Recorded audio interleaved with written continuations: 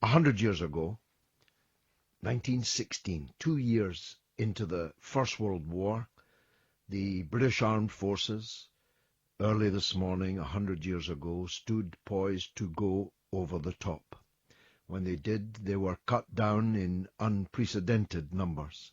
60,000 were dead by the end of just the first day, the worst day in the history of British arms. The battle lasted 146 days. It was a charnel house, amidst the mud and the blood and the gore and the rats. People like you, people like your fathers, grandfathers, great-grandfathers, endured the closest thing to hell on earth that can ever have taken place. Now, you know, not many of you listening probably ever met anyone who fought in the First World War. I, because of my age, can say I met many people who fought in the First World War. Many of them were blind from the gas. Many were lame. And I knew very large numbers of elderly women who never married, never had children, because of the sheer loss of our menfolk. It was the cutting down of the flower of a whole generation in our country. And in a way, we never recovered from it. It didn't just devastate the marriage prospects of so many hundreds of thousands of women. It left so many hundreds of thousands of women as widows, children as orphans. But it cut our labor power, our ingenuity, our creativity, the people who would have gone on, could have gone on to build our country's strength, economic and other strength, who never came home and lay in the mud, in the gore, many of them in unmarked graves, many of them uncountable in the war graves that were visited by these waxen-faced hypocrites today. Why do I say such a strong thing? Well, because I listened to the ministers. The British Defence Minister, Fallon. I listened to the Prime Minister, Cameron. I listened to leaders of all kinds who are never done sending new generations of young men to war and are probably already planning the next one. Robert Burns, the national poet of Scotland, put it best in an ode on Thanksgiving. He said this: "Ye hypocrites, are these your pranks, to murder men and gie God thanks? Halt! Desist! Go no further! God'll no accept your thanks for murder." And that's what it was. The First World War was mass murder. It was young men, usually with nothing but the uniform on their back, sent into that charnel house to kill other men just like them, or be killed by them, on behalf of a ruling elite, a ruling caste that not only had the same interests of carving up the world for their own benefit, but were actually cousins. Yes, that's right. The ruler of Britain and the ruler of Germany and the ruler of Russia were all cousins, and they sent their respective working class into the machine guns of each other's side. It was the biggest crime ever committed against the working people of Britain, and it was committed by our own rulers. Alan Clark, the late Tory MP and war historian, was a great friend of mine. The Right Honourable Alan Clark. May God have mercy upon his soul. He wrote the book of all books about the First World War, called Donkeys. The title coming from the old aphorism that the British soldiers were lions led by donkeys. Many people thought or think that it was our officers in the field that were being described as donkeys, but that's not true. As a matter of fact, the level of sacrifice in the field of battle of Britain's officers was truly phenomenal. At some points in the war, officers had a life expectancy that could be measured in hours, days. The donkeys were way behind the lines in the chateau with their brandy, their postprandial pranks, and even further away in Whitehall and in the palace. It was a great crime from which I'm arguing we have never recovered.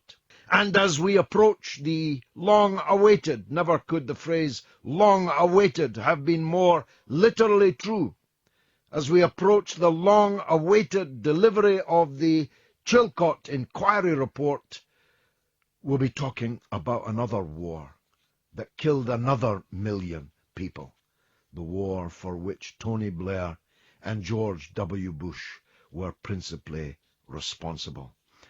I'll have plenty to say about that tonight and on Thursday night on BBC Question Time. I don't know who the war party are going to put up against me on BBC Question Time, but they'd better come well armoured, because I feel the last 20 years of my life or more has been preparing me for that hour. And we'll be talking about skirmishes of a much lesser order. The skirmish between Michael Gove and Boris Johnson. The entrance. We talked about Stephen Crabb the other night. We'll be talking about Liam Fox, Dr. Liam Fox tonight. But we'll be talking about the whole field and what the Tory election battle means for us. And we'll be talking about whatever happened to that coup in the Labour Party.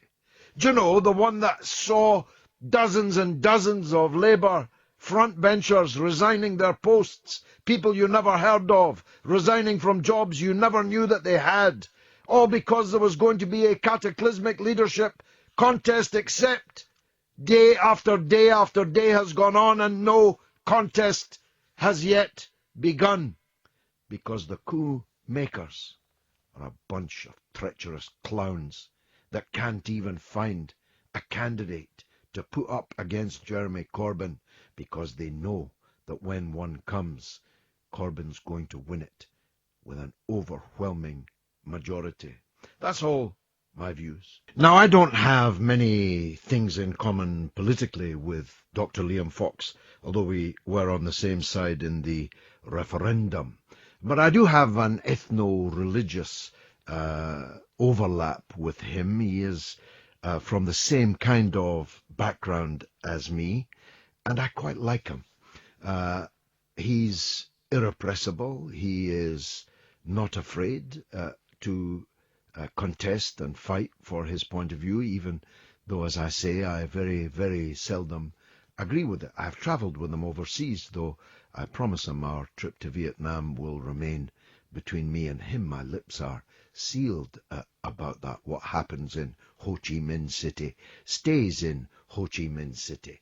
But he's a broth of a boy. He's a likeable lad, and he's a candidate for the Tory leadership. He is not the only Brexiteer in the field. As far as I can see, 3 out of the 5 are. So it'll be interesting to see how that vote breaks. But one thing you can be sure of, he'll give it all he's got in the battle for the Tory leadership, and thus the keys to number 10 Downing Street. I'm glad that we are joined this evening by his campaign manager, the man who rejoices in the wonderfully apt name for today's politics at Westminster, Robert Goodwill, the MP for Scarborough. Robert, thanks for joining us. Evening, George. How are you? I'm good, thanks. Nice to hear your voice again, my friend. Tell me this, what will Liam's main campaign priorities, what will he be saying, what makes him the man that Tories should go for? Well, I see him as the only candidate who can really unify the party, both in Parliament and, of course, unify the party in the country. The majority, I mean, I was on the Remain side, so, many people think it's surprising that I'm backing Liam, but, I do feel it's important that we have somebody who can bring us together.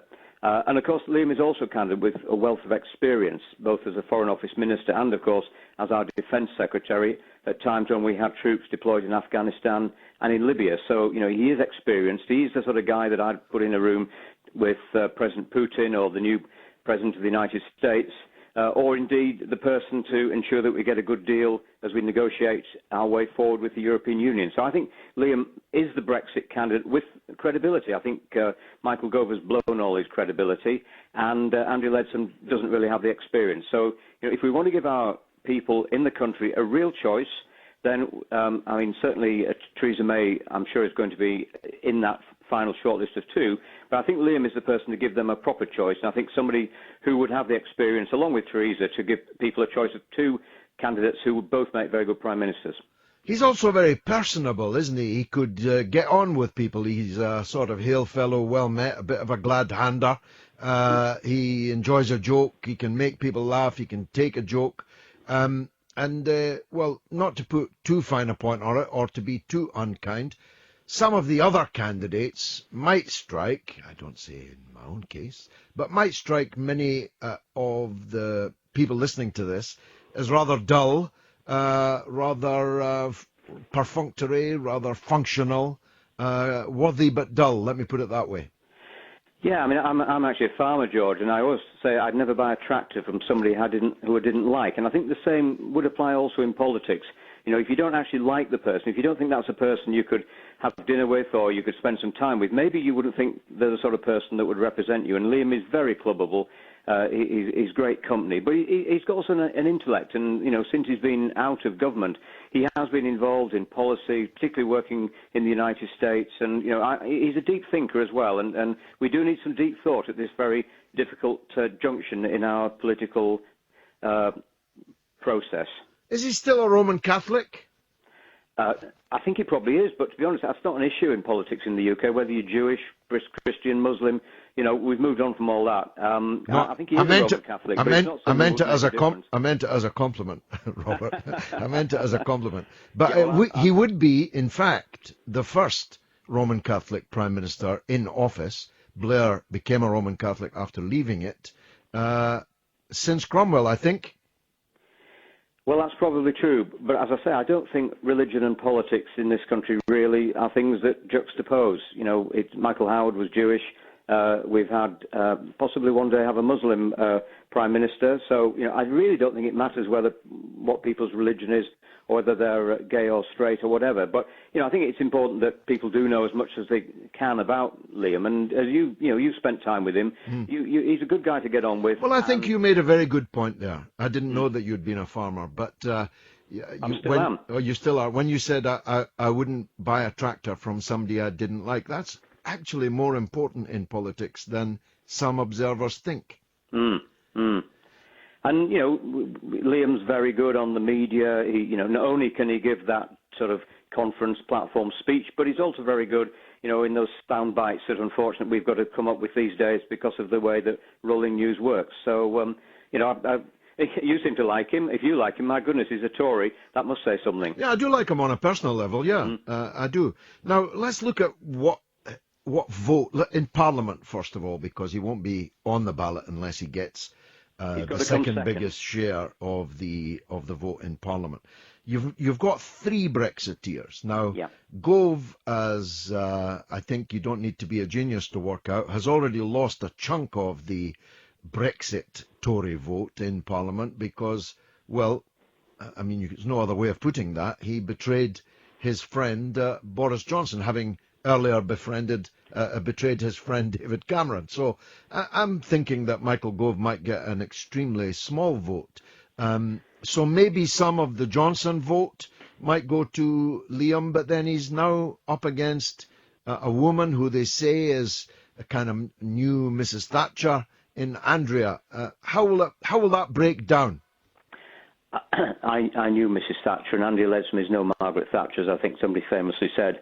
I think I've been talking to some former Boris people today, and they feel like they've been slapped in the face, and they really, I think, actually many of them are shell shocked and confused. They've been spending most of the last year with Boris campaigning for Brexit, with Boris campaigning in London in some cases, and they really feel let down. And I just think that I think Mr. Gove really has a problem because of that, and therefore, if you want a Brexit candidate and you want to give the party a real choice, and I've nothing against Stephen Crabb. I have a lot of respect for him. He's a great guy, and I suspect one day he may become Prime Minister. But I think to give the people a real choice, putting Liam up against Theresa would allow people to really, I think, exercise that view. And to be honest, if either of those became Prime Minister, I'd be very happy. But I think Liam is the one from the Brexit side that has more chance of unifying us. And also, I think when we go to Brussels to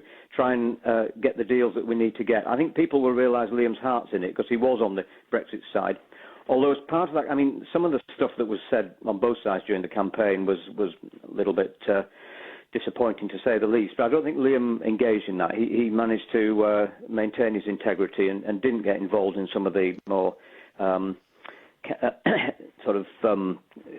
campaign fear. What was it called? Project sort of Fear Project on one fear. side, and actually it was a Project Fear on both sides, wasn't it? It was, but I think Liam rose above that, and people have noticed that. So I think that's another reason I think that Liam would be able to unify the party in a way that maybe some of the other candidates couldn't.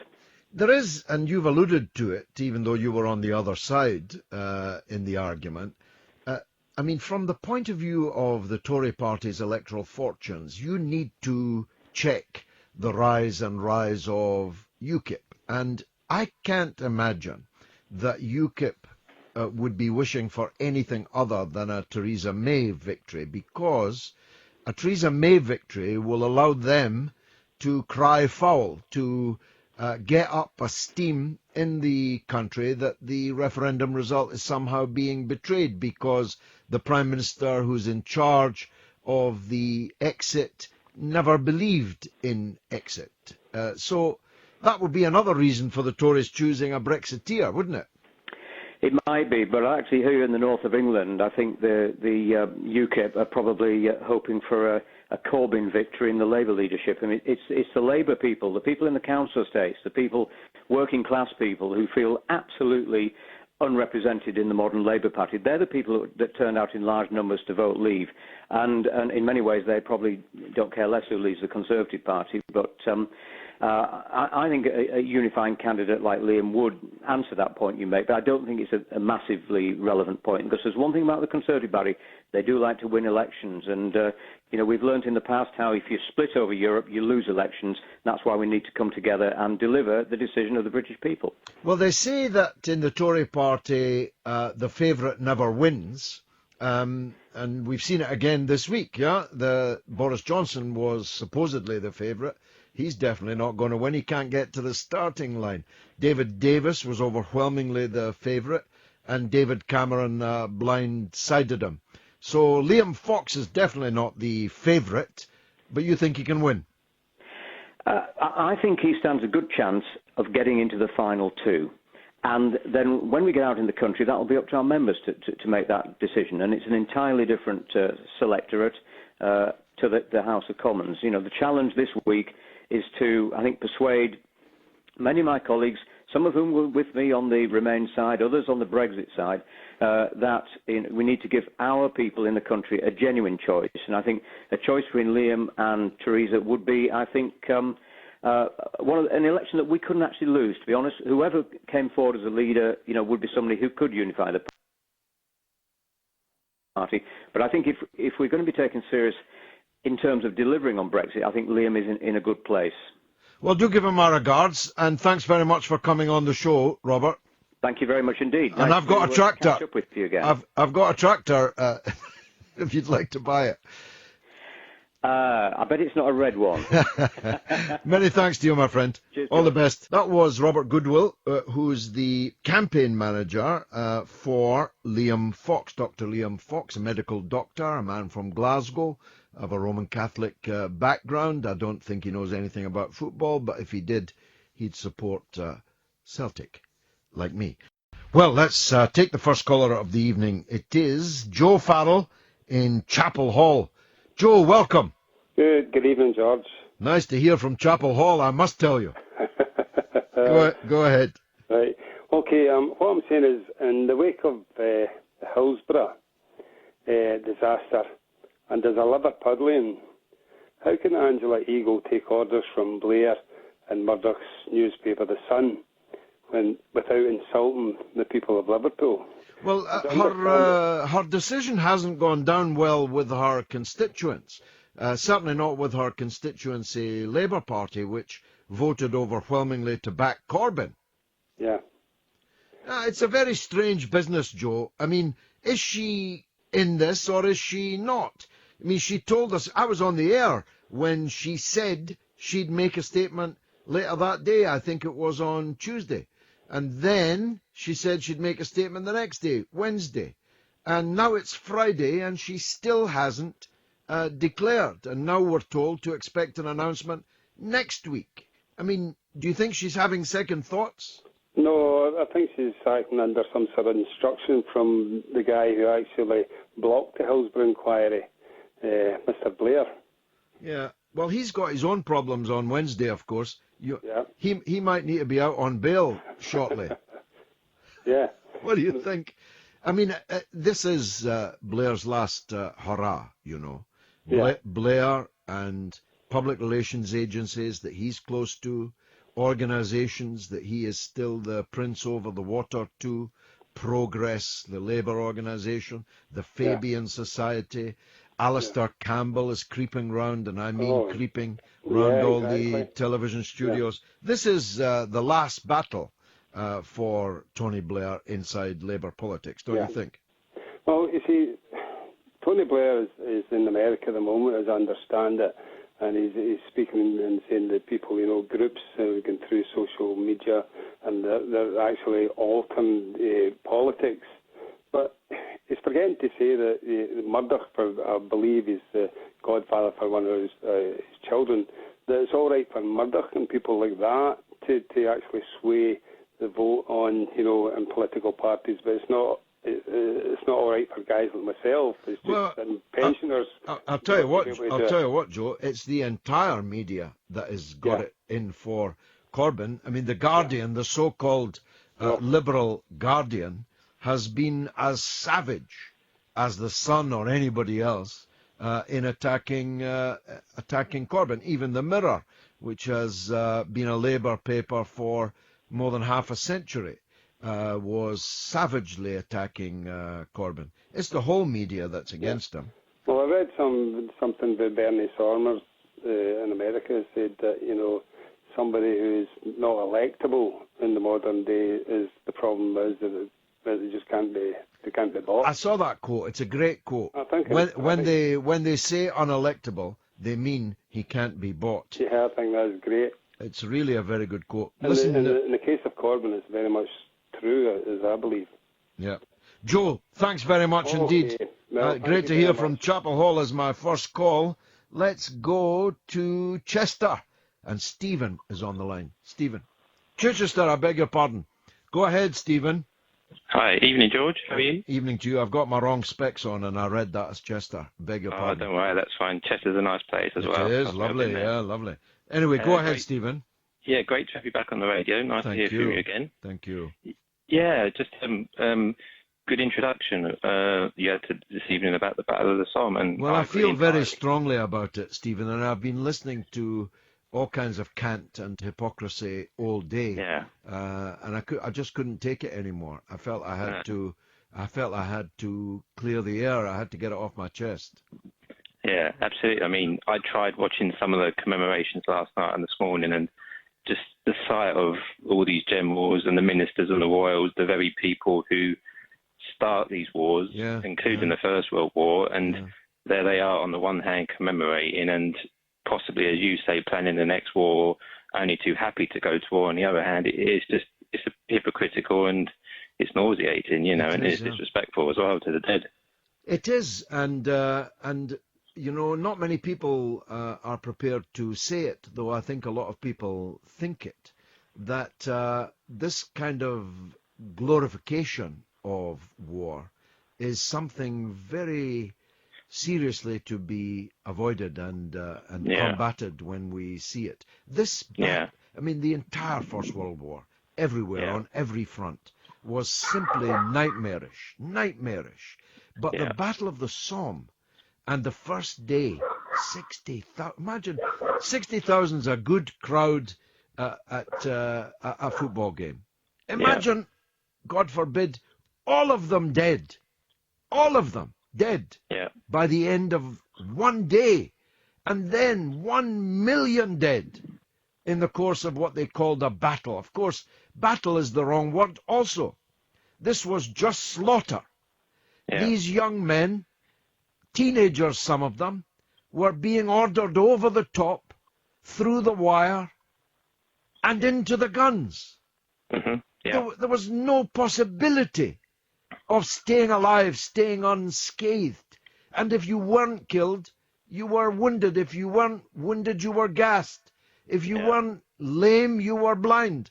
I mean, it's a nightmare that no horror picture from Hollywood could possibly compare with.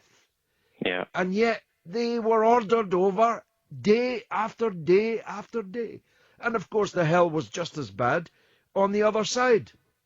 It was one group of workers being sent to kill another group of workers on behalf of two kings who were cousins. It's unbelievable.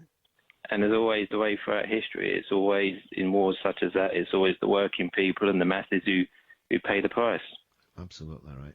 Absolutely. Well, I there will be some who think I'm being some way disrespectful. The opposite is the truth. I bow my head in the deepest respect to everyone that was slaughtered on that day. But I cannot remain silent about the fact that the whole thing was a crime. It was totally unnecessary. It was merely a squabble between kings and emperors who were members of the same family, for God's sake.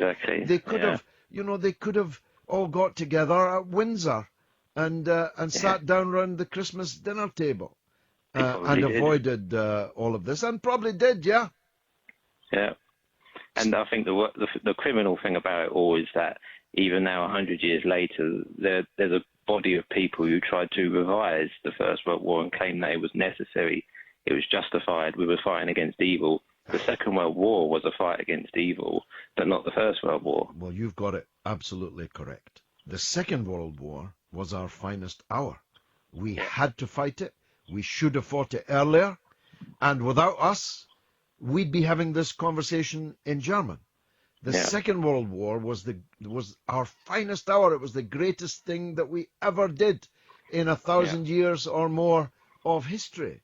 But that cannot be said of the First World War. Or, from my point of view, all the wars that have happened since. The Second World War was the last shot we fired honorably that should have been fired. But the First World War was just one long bloody disaster. Okay, Stephen, it's been great talking to you, my friend, and I'm glad that you're listening and calling. Many thanks to you. Let me go to Martin, who's in Azerbaijan, in the great city of Baku. Well, that's a surprise, Martin. What are you doing there in Azerbaijan? Hello, George. Good evening. Good evening. I work over here in the oil and gas industry. Excellent, excellent. Baku is a simply magical name in from my political tradition, and I've never been there. I've never been there, but it's magical in my mind. Tell me, what would you like to say on the subjects we're talking about now? Just about the World War I and the Battle of the Somme commemorations, and some of the words that have been said tonight regarding those commemorations. Yeah, go on. I feel it a little bit unfair. I think your last caller said that the political leaders and that who were standing up today, who were his words were glorifying the First World War. None of these people were alive at that time, and they had no input into why or how that war was started or how it was conducted. And I honestly feel I would think that they do. I can't imagine. I don't think any of our. I don't think anyone who's a. I don't think any of our currently political leaders at the moment were old enough to have any input into the First. No, of course not. Of course and not. I honestly, that doesn't. I honestly feel that. I wasn't. I wasn't born, but I've got a very strong point of view about it. Yes, of course. And we can't turn back the hands of time. And it was a terrible, terrible thing that happened. And the war may have been, misguided, and the reasons for carrying out that war may have been misguided.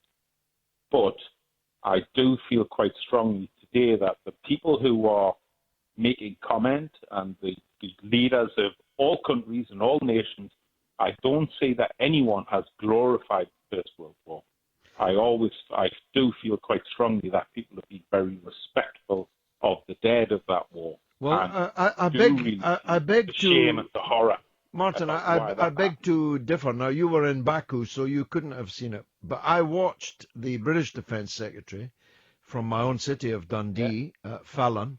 I heard him, saw him on television today, insisting that the First World War had to be fought. But that's not true. And therefore he is glorifying it. And moreover, he has supported war after war in the last 10, 15 years, and is probably planning for the next one. That's the point that I and the last caller were trying to make.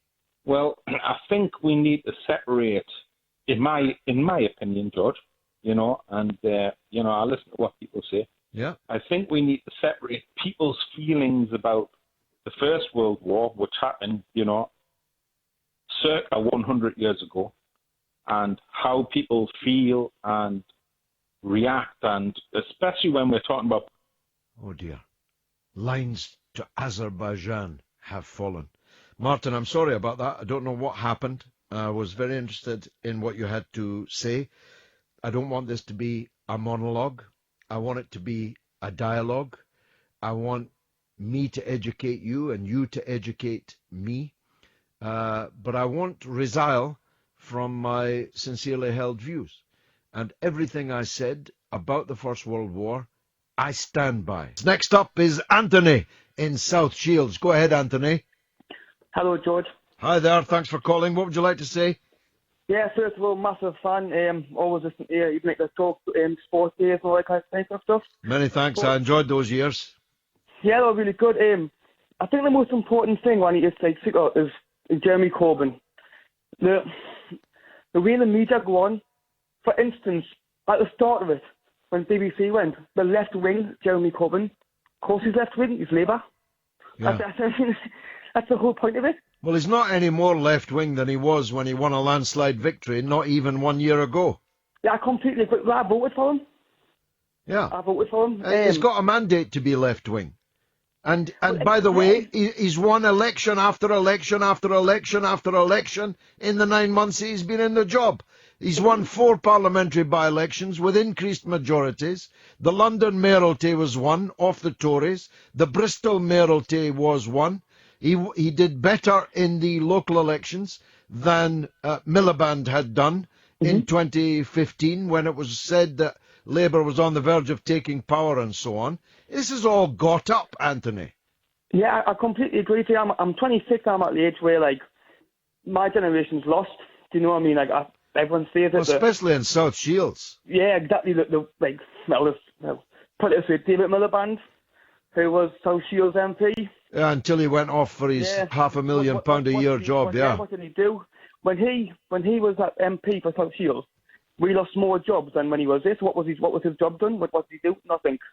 All he was there for, because Tony Blair put him there, because it was a safe seat. Exactly. They were using you. What did he care about the people in South Shields? Exactly. And another thing with the EU, because I voted out as well, and everyone was like, "Oh, these racist people have done." Listen, George, I'm the most liberal left-wing person you've ever met. Yeah. I hate racism. It makes us feel sick. Exactly. Right? No, these are all, don't be put off by these things. This is the sour grapes of people who lost, and they predicted that the roof would fall in on the economy, and that has completely failed, and therefore they've got to go for something else, and that's the something else that they've gone for. This will really go on, like all these MPs who have stepped down. I've never heard of them before in my life. Well, I can honestly say that, and I sat in Parliament with them. Do you know what I mean? I don't understand this. Anthony, thanks for the call. Great to hear from you. Let's go to the legend, Damien in Brighton. Go ahead, Damien. How wonderful. Good evening, George. Oh, how wonderful to hear your voice after 4 years. Go ahead. George, I just thought this would be an opportune moment to methodically assess the validity of the claims that are being made by the MPs to justify their attempted assassination of the democratically elected leader of Her Majesty's opposition. Yes, go ahead.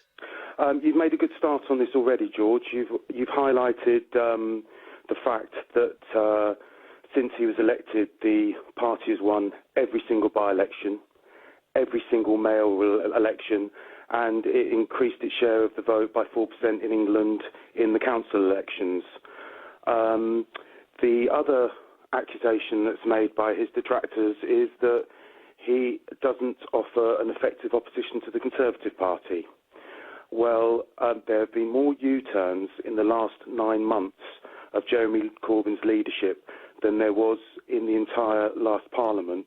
Included in that was Labour's successful blocking of the Conservatives' reckless attempt to cut the police budget, and the Labour Party contributed to preventing the incomes of 3 million people from being cut by the Conservatives' attempt to... This is the disability, yeah.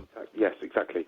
Now, just if we can lighten it up for a moment, George, and the other claim that they're making is that he's not leadership material. So let's have a look, let's contrast and compare that. We've got Angela Eagle, who had a date with Destiny, which she promptly cancelled. We've got Tom Watson hiding behind the skirt of Owen Smith, who is in turn hiding behind Yvette Cooper. Who is he, people will be saying throughout the land? Owen who? It's a very good question, George.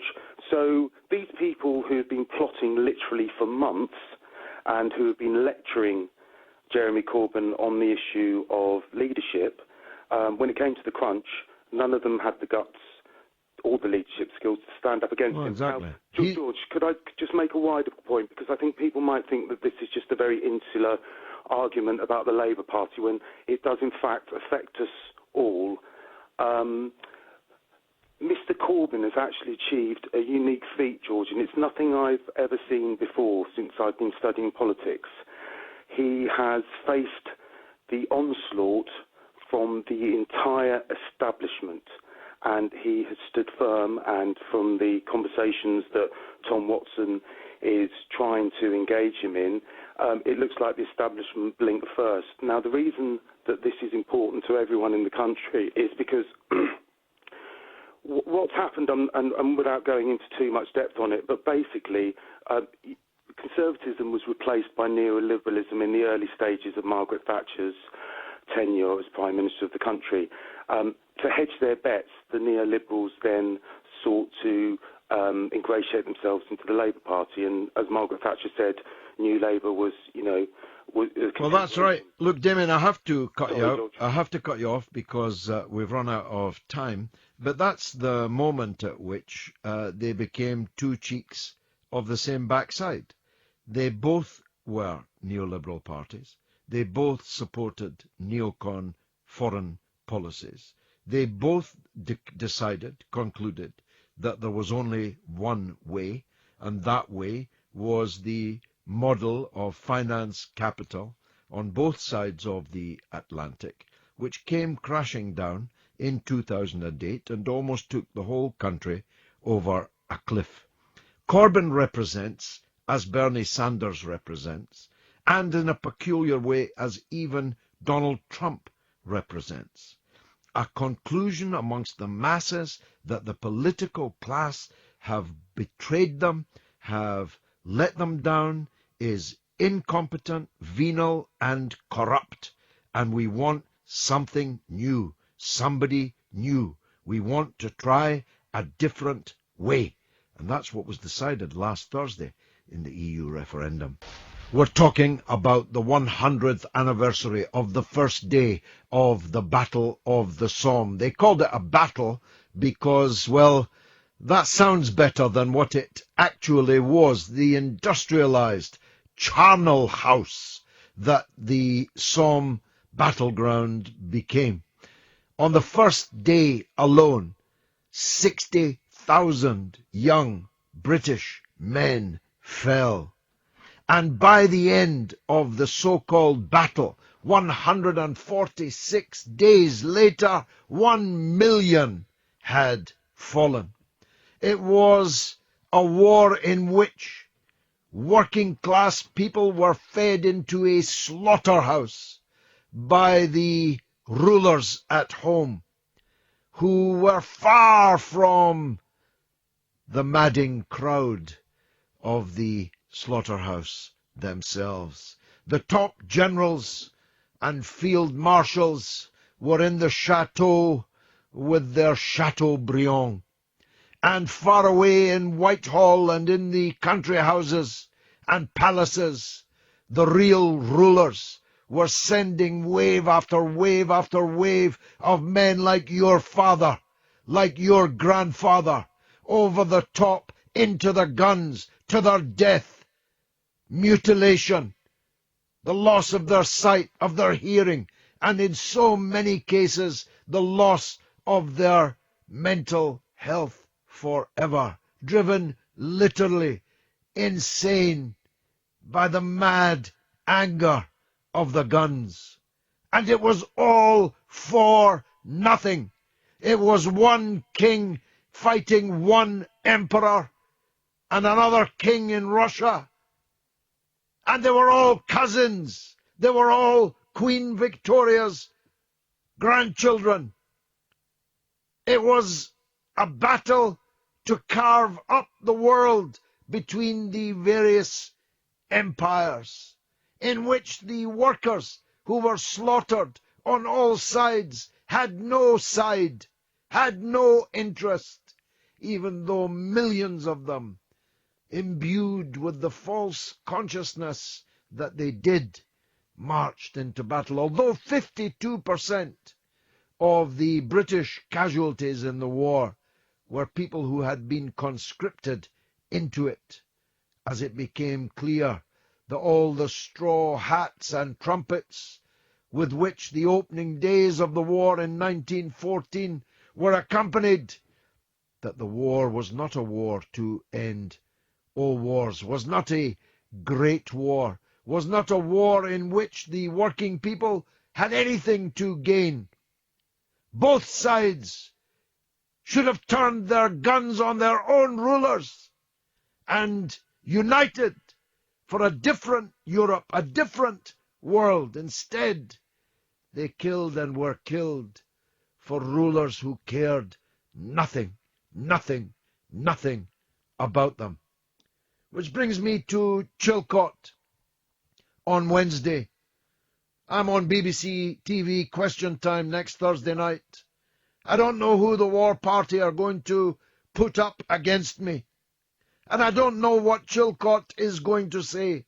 But what I do know is that the same straw hats and trumpets, the same lies were mobilized by the mass media and the political class to send our young men to die in the wars in Afghanistan and Iraq. And I do know that 1 million people died there too. And I do know that the seeds of new wars were sown in that Iraq war that we'll be hearing so much about on Wednesday when Chilcot reports. And then there's the phony war in the Labour Party over the leadership. Why don't they put up or shut up and get their boots on and leave? If they don't want to be in the Labour Party, If they don't want to accept the leaders and the policies chosen by the Labour Party, why are they drawing their fat salaries, sitting on their fat asses in Parliament, betraying the people who sent them there? That's my view. And what about the Tories? Who's best? Who's best in this parade of the less than charismatic? Michael Gove admitted today that whatever charisma is, I don't have it, he said. Well, I'll tell you what charisma is, Michael. It's what you don't have. Now, Paul. Welcome, Paul. Hi, George. Thanks very much for taking the call. I just want to talk about, the commemorations for the Battle of the Somme. Yes. I'm really saddened, by a bunch of establishment hypocrites and royal families, that go to these events and they kind of turn into some sort of death cult, I mean, when they're responsible, their family are responsible for the wholesale slaughter of the working class. Millions of people. Millions on both sides. And, I mean, it's so... I mean, I don't understand if they're teaching it in schools what actually happened, why the First World War came to pass in the first place, because, I mean, this is the other thing as well. 60,000 people, right? 60,000 lives, human beings dead in one day. Oh, just the British, by the way. Yeah, and I'm saying, so, well, if that happened on one day, you would think that somebody would say, well, maybe this isn't working, we need to change something, Yeah. No, they forced them to do it all again the second day. And then for 146 days. Absolutely horrendous. And then, here we are 100 years later, and they're standing up there reading poems as if it was some sort of, well, it's a glorification of mass slaughter, and it doesn't sit well with me at all, George. Nor me, Paul. It disgusts me. Thanks for the call, my friend. Let's go to London. Alex is on the line. Go on, Alex. Good evening, George. Thanks for taking the call. Welcome. Firstly, with regards to your forthcoming question time appearance, I hope they send that list to Campbell, because I think he's had it coming for a long time, and if anyone's going to give it to him... Well, I hope they do too, but I hope even more that Blair will have the guts to come on and answer. He'll be in chains, no? Well, I hope so. He might get bail. If he gets bail, he can come. Well, maybe. The main reason for my call, though, was to talk about the ongoing coup, if you want to call it that, within the Labour Party. And I've been politically dormant for quite some time now, but I've been so incensed by the treatment of Jeremy Corbyn over the past few days since the referendum result that I attended my first political rally in 12 years in Parliament Square on Monday. Oh, yes. I think that the Parliamentary Labour Committee, whatever it is, what's it called? The Parliamentary Labour Party, PLP. I think they've grossly underestimated public opinion with this, and what seems to have happened now is that the people who are kind of leading it from the front have all gone very, very quiet, and it almost seems like Gove, Johnson and Farage had more of a plan of what to do when they won the referendum than the PLP seem to have had, now that they've seemingly created this coup within Labour. Well, and what's going to happen now, Alex? I mean, if they don't put somebody up, where does that leave everybody? It leaves a leader who's been lacerated. The only option I can see is if the Labour Party rallies behind Corbyn, which it certainly appears to be doing, is deselection, and there'll be plenty of spots up for MPs. Well, I hope there's mass resignations or crossing of the floor, because if you say, in the words that they used, and some of them were very extreme indeed, if you say that your leader is not fit to be the Prime Minister, how can you continue to sit as a Labour MP when you A, either haven't put anyone up against him, or B, did put somebody up against him and got absolutely thrashed? Exactly, and the thing about Angela Ego, I read a thing in The Guardian today about her, and I was quite surprised how such a kind of long-worded article could go into so much detail about Angela Eagle without mentioning, first of all, that she voted to go into Iraq in the first place, and second of all, she voted against an inquiry into the Iraq war. Yeah, she voted repeatedly against holding an inquiry into the Iraq war. So how can she be called progressive? Well, it didn't mention many things, actually, about her. This was the former SDP traitor Polly Toynbee's article in The Guardian, which has been actually the most shameful of all the newspapers in this. She wrote this long article in support of Angela Eagle without mentioning these and other salient facts. She did vote, and she did it with feeling, for the Iraq war. She voted for university tuition fees. She abstained on the Tories' welfare cuts that even the Tories opposed. After then, the Tories abandoned those cuts as unnecessary, but she had actually effectively backed them. So, I mean, she's a non-starter, Alex. We can agree on that. She can't possibly be the Labour leader. I think the thing that these people have also forgotten, George, is the fact that Corbyn's made a consistent career out of standing against the rest of the MPs in Parliament to make a stand for what's right and what's just. That's right. And he's been totally vindicated, Alex. Everything he stood for has come to pass. Because he can't be bought, as one of your callers said earlier. It's a great quote, that. When they say somebody's unelectable, they just mean he can't be bought. Alex, thanks for the call, my friend. Quite a lot of Twitter feed, actually. Tarek says, so happy I found you on Talk Radio. Bye-bye. And he mentions another radio station that people are abandoning in droves. Alex Russell says, greetings from Manchester.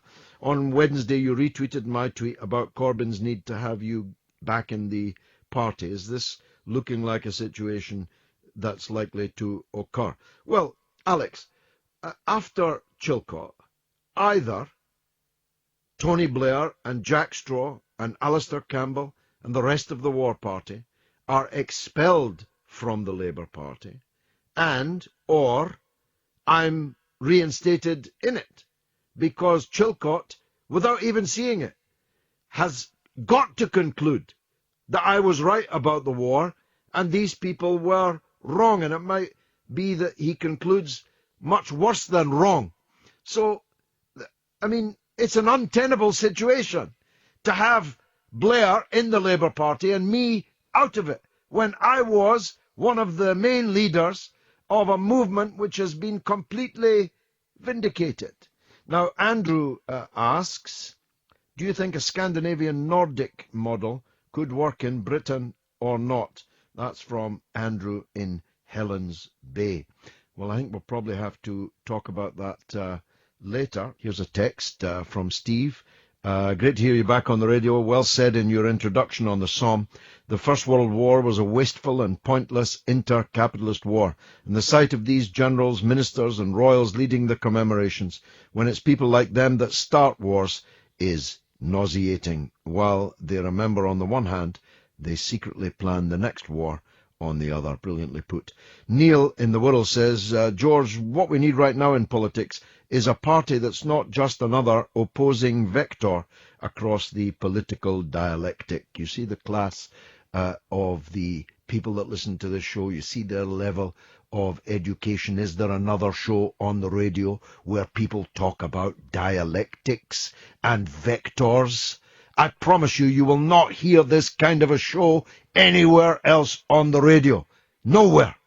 And Rahman says, George, the Chilcot report will have sections redacted due to, quote, national security. No justice. Well, I haven't seen that, Rahman. I don't know if that's breaking news. But the more redactions there are, the less credible will the report be. And a report that takes 8 years to bring forward and costs all these many, many millions of pounds, if it turns out to be not credible, then it will be a further gigantic blow to the credibility of our political system, our institutions. They've already taken one hell of a beating over these last 15 years or more. And if Chilcot turns out to be, as I said on the day that it was appointed, I said in the House of Commons when I heard the terms of reference and I heard the members of the panel announced, I described them as a parade of establishment flunkies.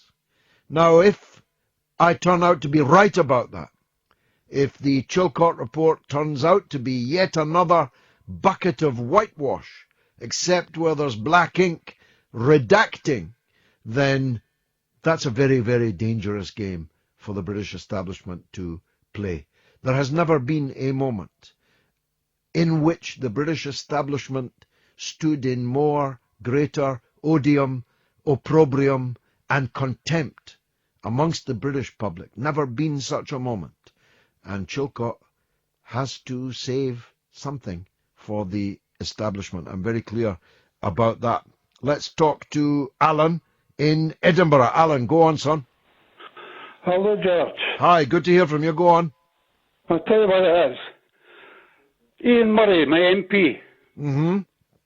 Right? He's another traitor. Every time I try to phone about Mr. Corbyn, right? Yeah.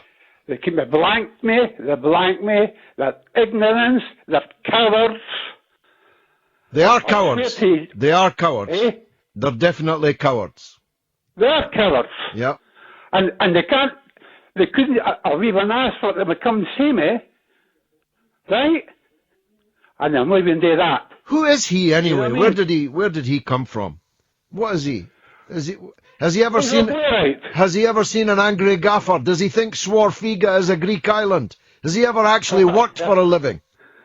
You better believe it, George. I mean, these people are masquerading as Labour members of Parliament. He's the only Labour MP in Scotland, and he resigns, leaving the whole of Scotland without any Scottish MP in the shadow cabinet.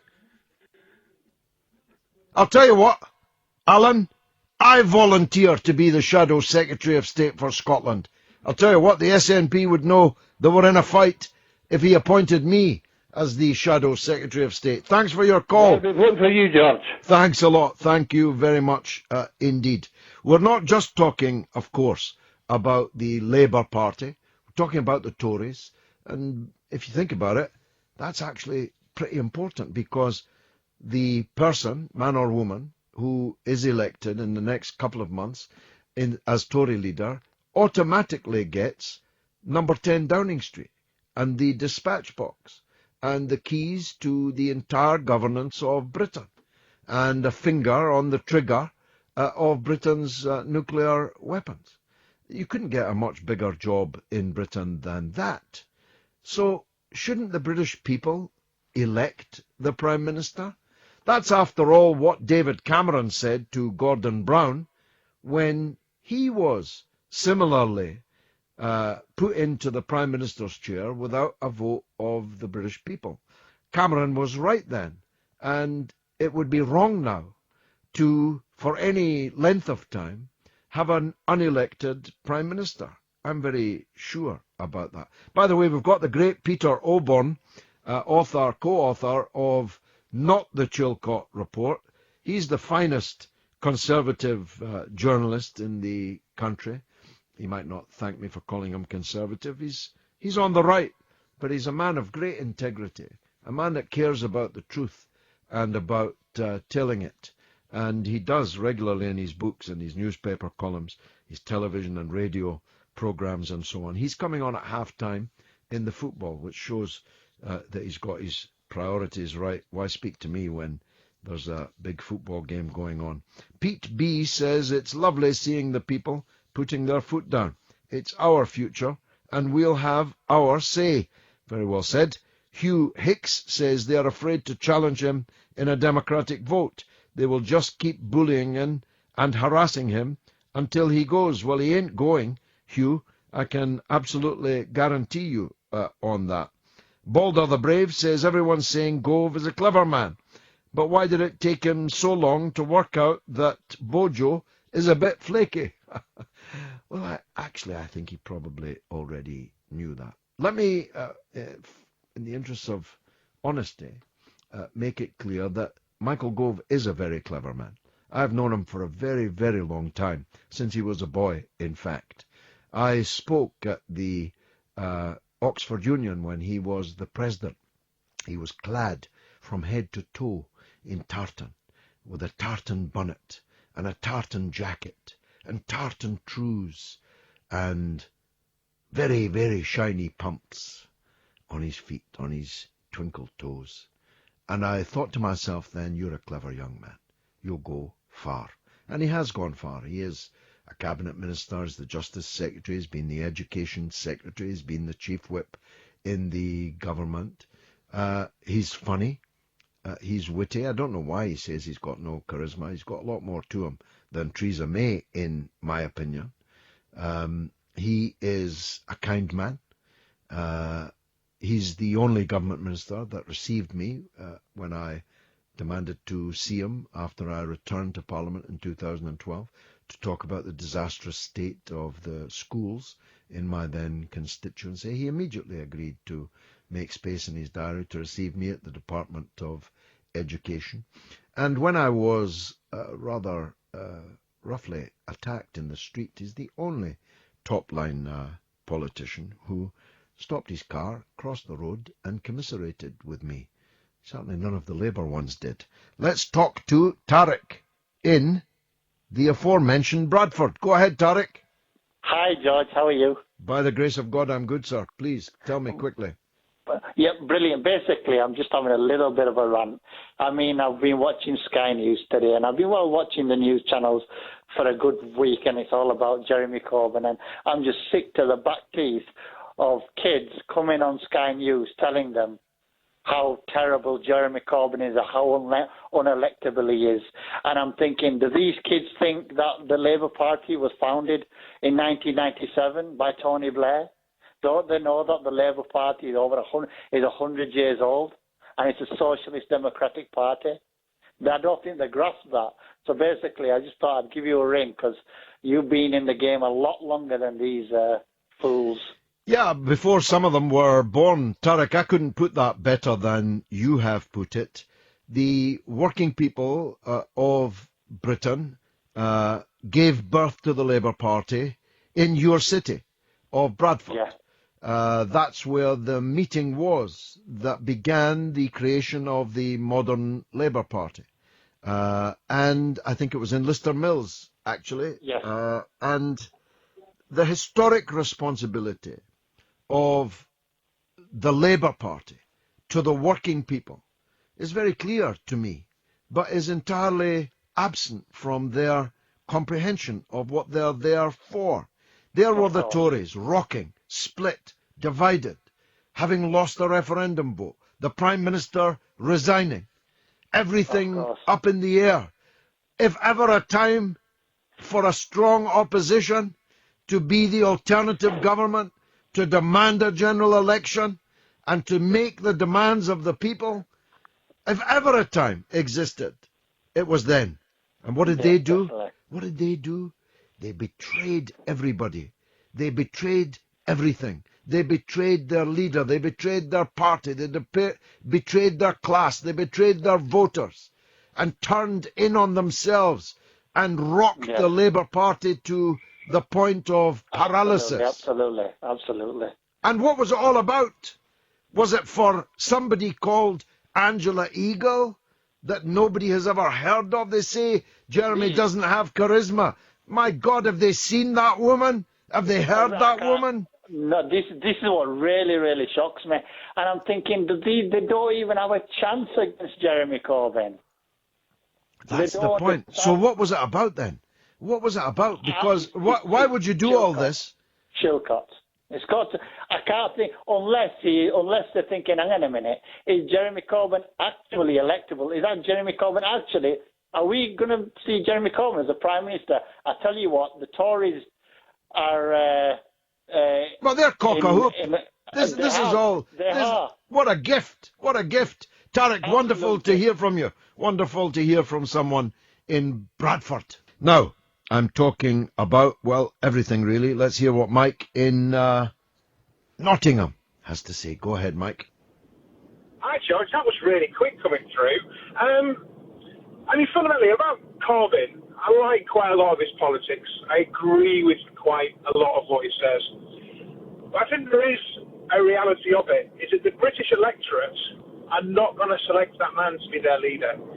And beyond that, even if we lived in a society where the media didn't wield vast amounts of power, he's probably still not electable, but the media do wield huge amounts of power, and there's no way that Dakar or Murdoch are ever going to sit behind their desk and think, let's get behind JC.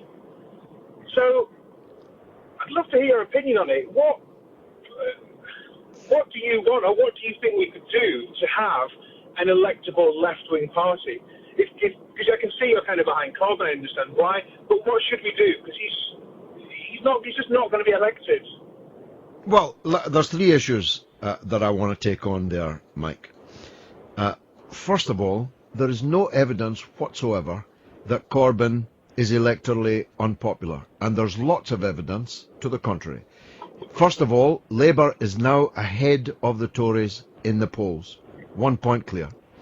Secondly, there's been 4 parliamentary by-elections, and Corbyn's won every one of them with an increased majority. They won the London election. They won the Bristol mayoral election. They improved Labour's position at the local elections in 2015.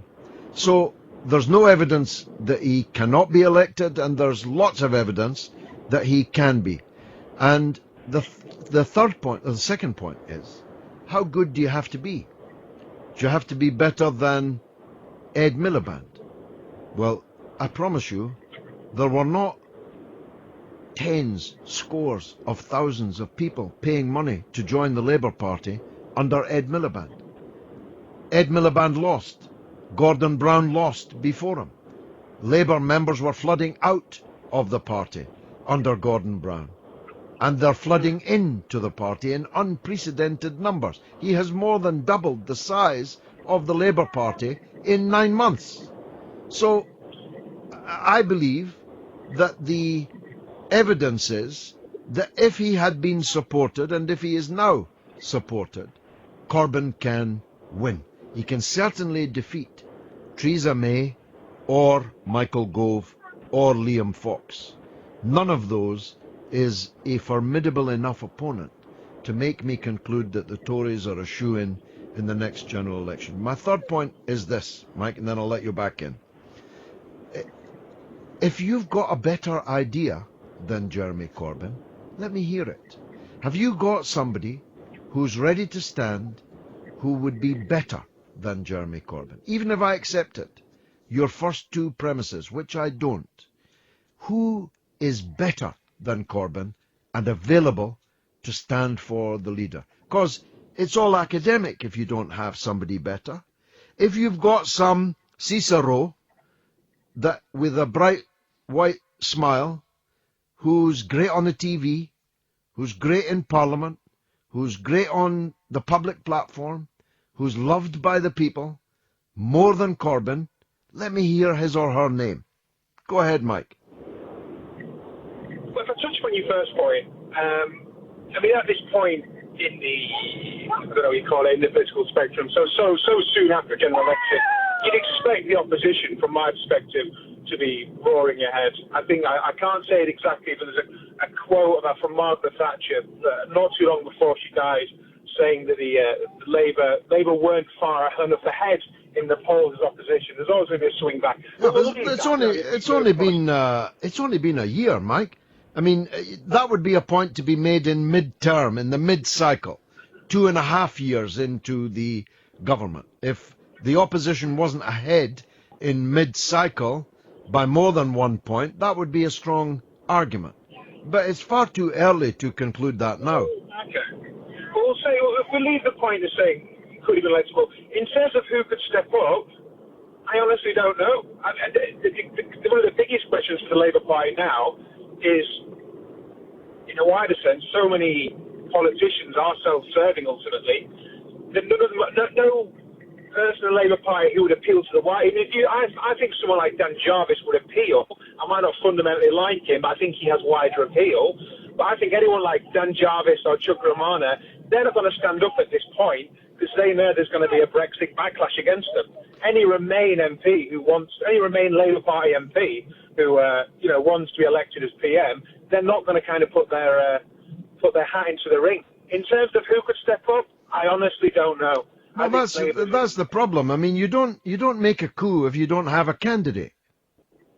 I don't agree with everything you say, George. I'll be brutally honest, but oh my God, Angela Eagle, that's a step back, really. It's terrible. I'm sorry, there's no question about it. Never was a woman more wrongly named. She ain't no eagle. She ain't no eagle, and she ain't going to fly. But she is the candidate. So if you're asking me, Jeremy Corbyn or Angela Eagle, that's no contest. Now, you mentioned two other people. Let me deal with Chukwamuna first. And I'll surprise you by agreeing that Chukwuemuna's got a certain something, what the French call je ne sais quoi. Chukwuemuna has got a bit of star quality. But he has a number of big problems associated with him. And the most important of those is that he is closely associated with Tony Blair and Blairism. Now, if Blairism wasn't dead yet, it's going to be dead on Wednesday. I'll tell you that for nothing, Mike. And anybody who is a creature of the Blair milieu, that's two French words in one phone call, anyone who's a creature of that Blair milieu is dead in the water politically in the next 5, 10, 15 years. And Chuka is a quintessential Blairite. He inhabits the same milieu as them. Jarvis, he's got a good backstory. He was an army officer. I'm sorry to say he lost his wife. And he's bringing up young children alone as a single father. These are pieces of a backstory that can be, of course, electorally advantageous. God forgive me for putting it that way. But you know what I mean, I hope. No, absolutely, yeah. But what else has he got, Mike? He can't speak. He's not a thinker. He can't write. He's not good on TV. And he's nothing in the House of Commons. So both of those fall down, Mike. Well, if I was, which I'm not, if I was in the upper echelons of the Labour Party, I'd be throwing everything to get Dan Jarvis up to scratch. I mean, if you look at, say, a man you're not fond of, Tony Blair, was one of the most trained, and well, we can see it now, perhaps like 90, I was too young for that, 97, but one of the most contrived people ever. Everything about that man was scripted and coached to this day. Probably because I think he was a lawyer before, was he? I don't know. A liar as well as a lawyer. A liar. And there we go. But the thing is, I think that one of the reasons I think Dan Jarvis is potentially very electable is because of his background. It would make it very, very difficult for the press to make personal attacks on him in the way they did against Ed Miliband, which I think is his main selling point. Labour need to get someone who certain newspapers could not personally attack. I mean, the thing about, whatever your opinion, the last general election, having a picture of a candidate to Prime Minister eating a sandwich is a vile form of politics. And he couldn't do that to that man. It would have been good if he could have eaten it a bit more delicately. Listen, Mike, it's wonderful to hear from you. Thanks very much for the call. A pleasure disagreeing with you. Let's hear from Tom in Stafford. Tom. Hi, George. Welcome. Go ahead. Brilliant. Yeah, basically, George, what I wanted to say to you was I'm a pipe fitter myself. I'm completely working class, from working class family, working class background. Yeah. And from what I've taken from the last probably year in politics is that people like myself have not been sold Corbyn properly from the media. Obviously, that you'd expect that. Of course. But by the way, Tom, the media has never been less important. There are fewer people buying newspapers than there has ever been in the whole of British history since the printing press was founded. That might be true, George, and you do understand that with the way that social media has become so important in the life of media. But the truth is that every single day I'm in a van with 3 other blokes, and every single one of them is sitting there reading the paper. And you go into a cafe, and you go into a cafe on the highway, where a HGV cafe, and every single bloke sitting in there, and they're not sitting there reading the Guardian, they're not sitting there reading the Independent, they're sitting there reading either the Daily Mail or the Sun. And that's the problem we've got. People in this country who are actually going to be represented by Jeremy Corbyn and his points of view and his fight and passion for the working class and seeing that everyone gets a fair share in this country, they're not sitting there reading the papers which represent them. They're sitting there reading the Sun and the Daily Mail because they've got pictures of Katie Price and pictures of boobs on the third pages. That's the problem that I think we've got. Like, that is undoubtedly a problem, and it's essentially a problem. It is inherently a problem to market left-wing ideas in a society like ours. The question is there anyone else in the Labour Party who's got the right ideas and who could market them better? And the answer to that is no, Tom. So what's the point in trying to overthrow him? No, no. You get me wrong, George. I'm joined the Labour Party because of Jeremy Corbyn. I voted for Jeremy Corbyn, and I'm hoping that Jeremy Corbyn comes through. My point to you, George, is that they need to try and find better outlets than just the Guardian and the Independent to try and get our points across. The Guardian and the Independent are worse than the right-wing papers as far as Corbyn and this project is concerned. But I mean, of course, I recognise the point that you are making. It is inherently difficult. I've been doing it for 45 years nearly. I know how difficult it is to try and sell people a package of left-wing ideas. It's much easier to sell... George, you've got the right way of doing it. Like, I was going to vote Remain in the campaign. I was got very, very humanitarian points of view. And I was going to vote Remain until I started watching your videos and seeing the left-wing reasons for voting Leave, and that's what essentially convinced me in the end. And I think that's what Jeremy Corbyn needs. He needs me. That's what he needs, Tom. He needs me. He needs you, mate. He does need you. He needs to get me back in. Well, he knows my telephone number. He's had it for 40 years. Tom, it's been great talking to you. Really mean that. And don't be a stranger. Keep coming back. 0844 499 1000.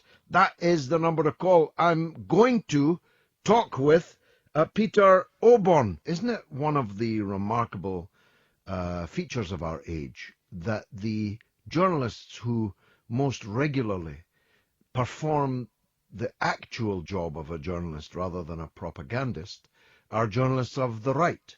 I'm talking about Peter Hitchens. I'm talking about Peter Oborn. Both of them are on the right. But both of them know what the purpose of journalism ought to be, which is to seek the truth, rather than recycling the propaganda of the powerful.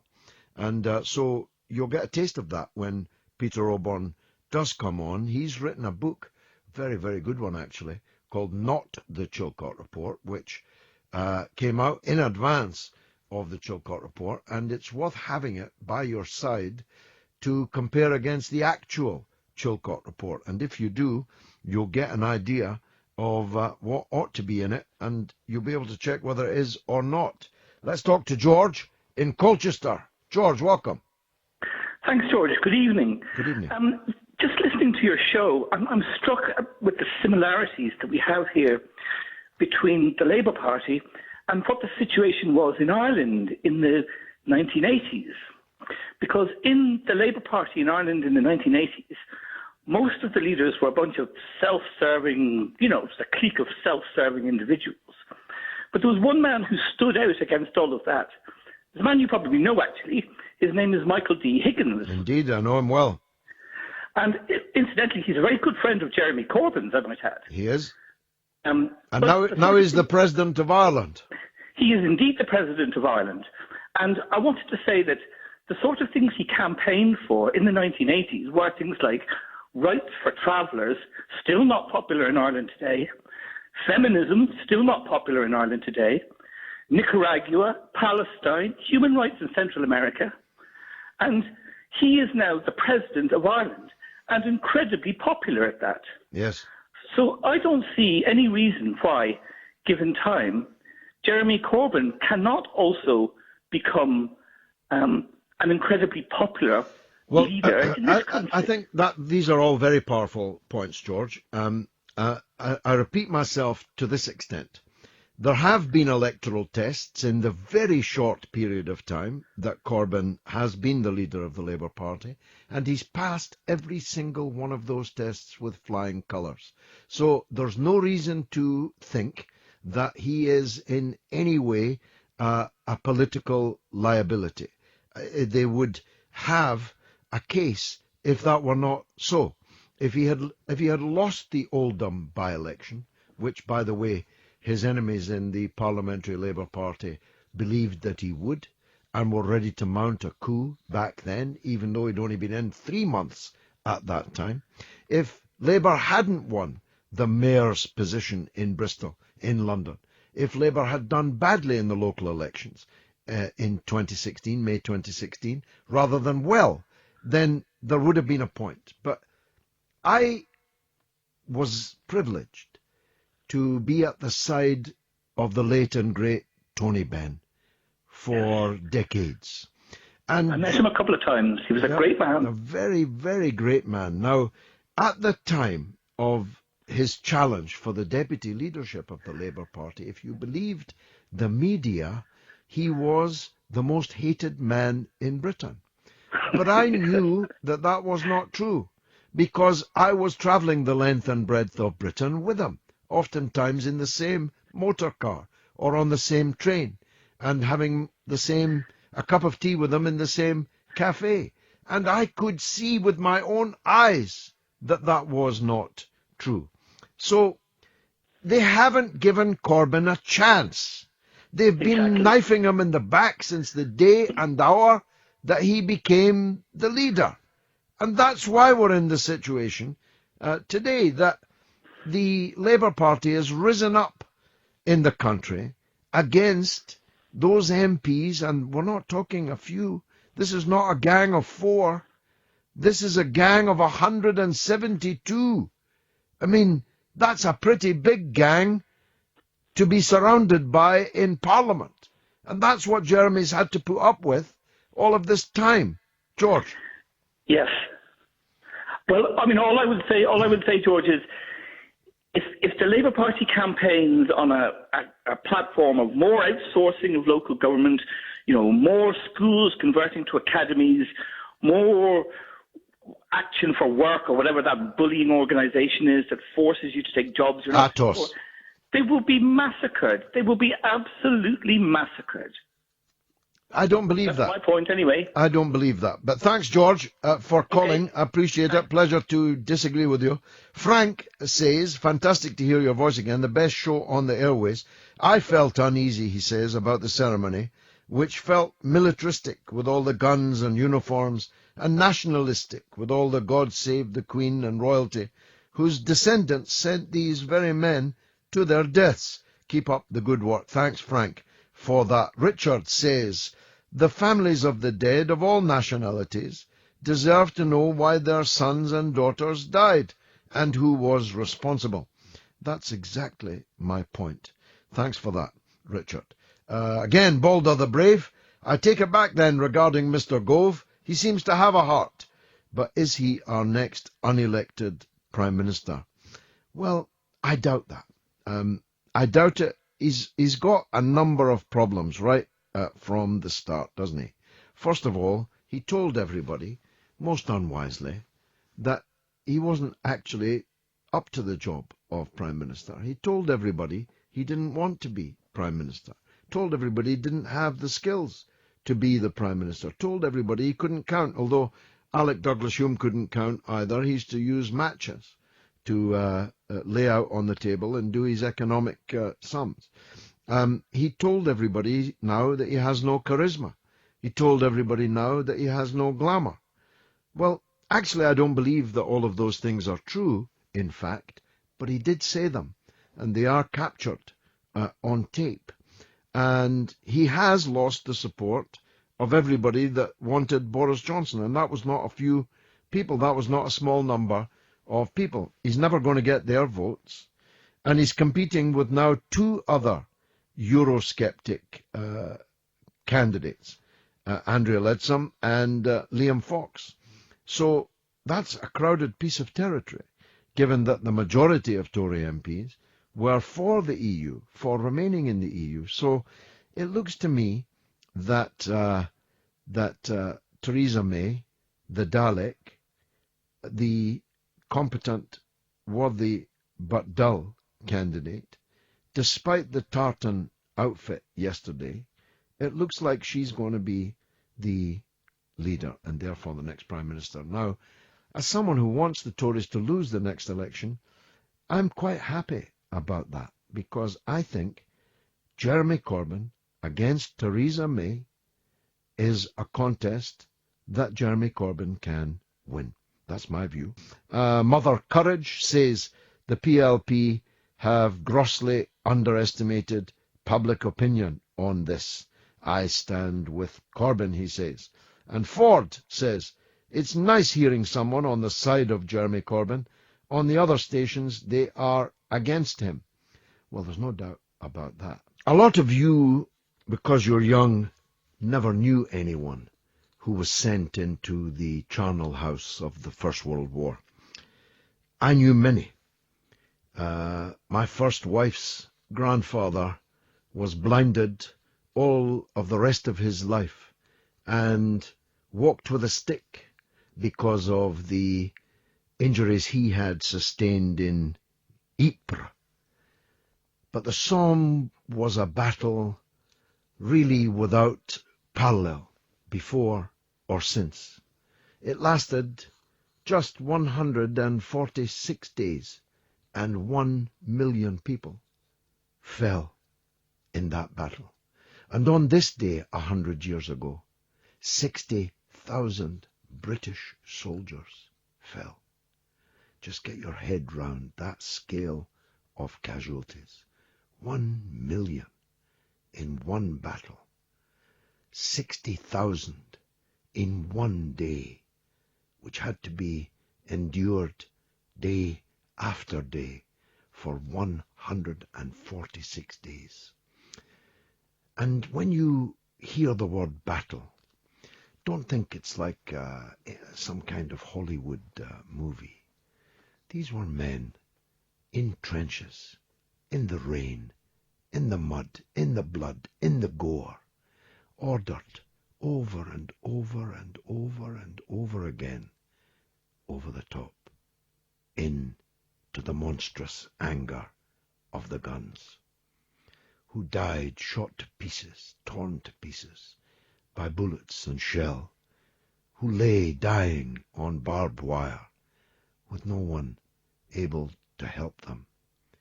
And worst of all, from my point of view, it was all for nothing. Now, that's not the view of my next guest, the head of remembrance at the British Legion, the Right Reverend Nigel MacCulloch. But on one thing we will be able to agree. This level of sacrifice affected our country, its position, its strength, in ways, some of which I've now forgotten. For example, you probably will never, thank God, know huge numbers of women that were left widowed, that were left without a partner, had no one that they could marry, were left single for all of their lives because so many men were lost. You'll probably never know that, but I did know it. I knew a lot of old women that had never married, never had children, whose lives had been grievously affected by the loss of so many of our young men in the First World War. We haven't got him up yet, the Right Reverend. Oh, he is on the line.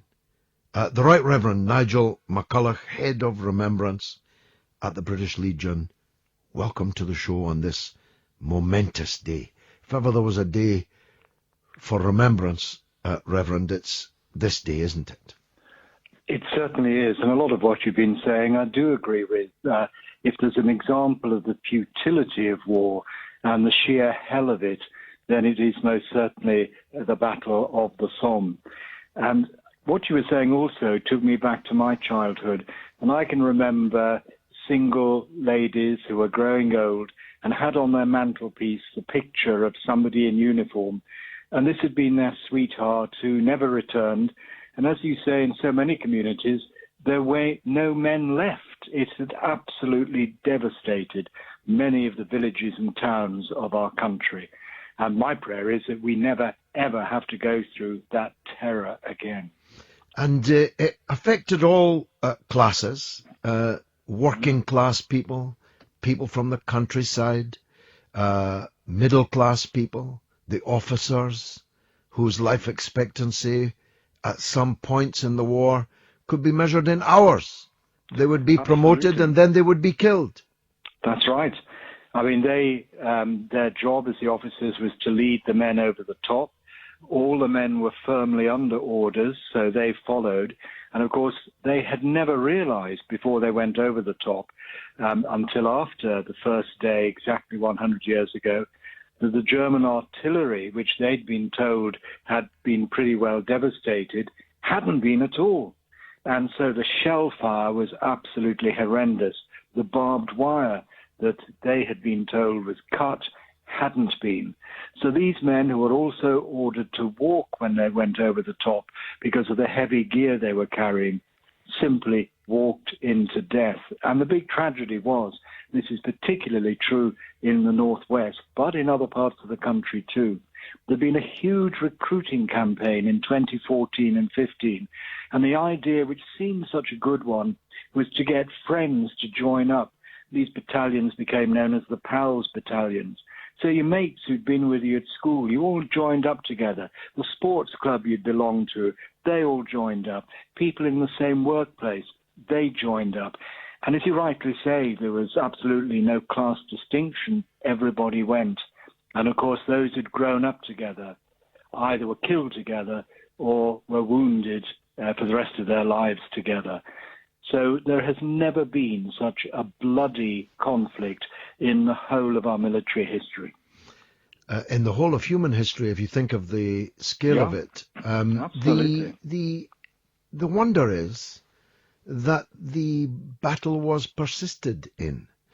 It's not as if day 2 was very much better than day 1, or day 122 was any better than day 2. And yet they kept on persisting in a military strategy and with tactics that simply destroyed 1 million men. It did. I mean, that's a total on both sides put together. And of course, it's important to remember, and particularly as our allies now, that the German losses were massive as well, not to mention the French losses. And at the end of it all, you're quite right. I mean, after over 140 days, I think the British had achieved about 6 miles. And when you think of the number of men whose lives were lost, many of them, of course, teenagers, I mean, that was the most terrible and futile sacrifice for just a very tiny amount of ground. One of the things that hopefully we learn from that, and I'm encouraged today, I've been in Manchester watching the national celebrations here, the fact that there were so many young people who were taking part, that so many schools have had projects, that young people have been encouraged to go on the internet, find out about their great-great-uncles, their great-great-grandfathers, and often to be amazed that they do have somebody in their family who's fought in all this horror. My hope is they don't just regard it as history, but they learn from that as they grow up, they prevent the future generations from ever having such a terrible bloodbath again. Well, of course, that's very good news, actually, and it's also slightly surprising to me.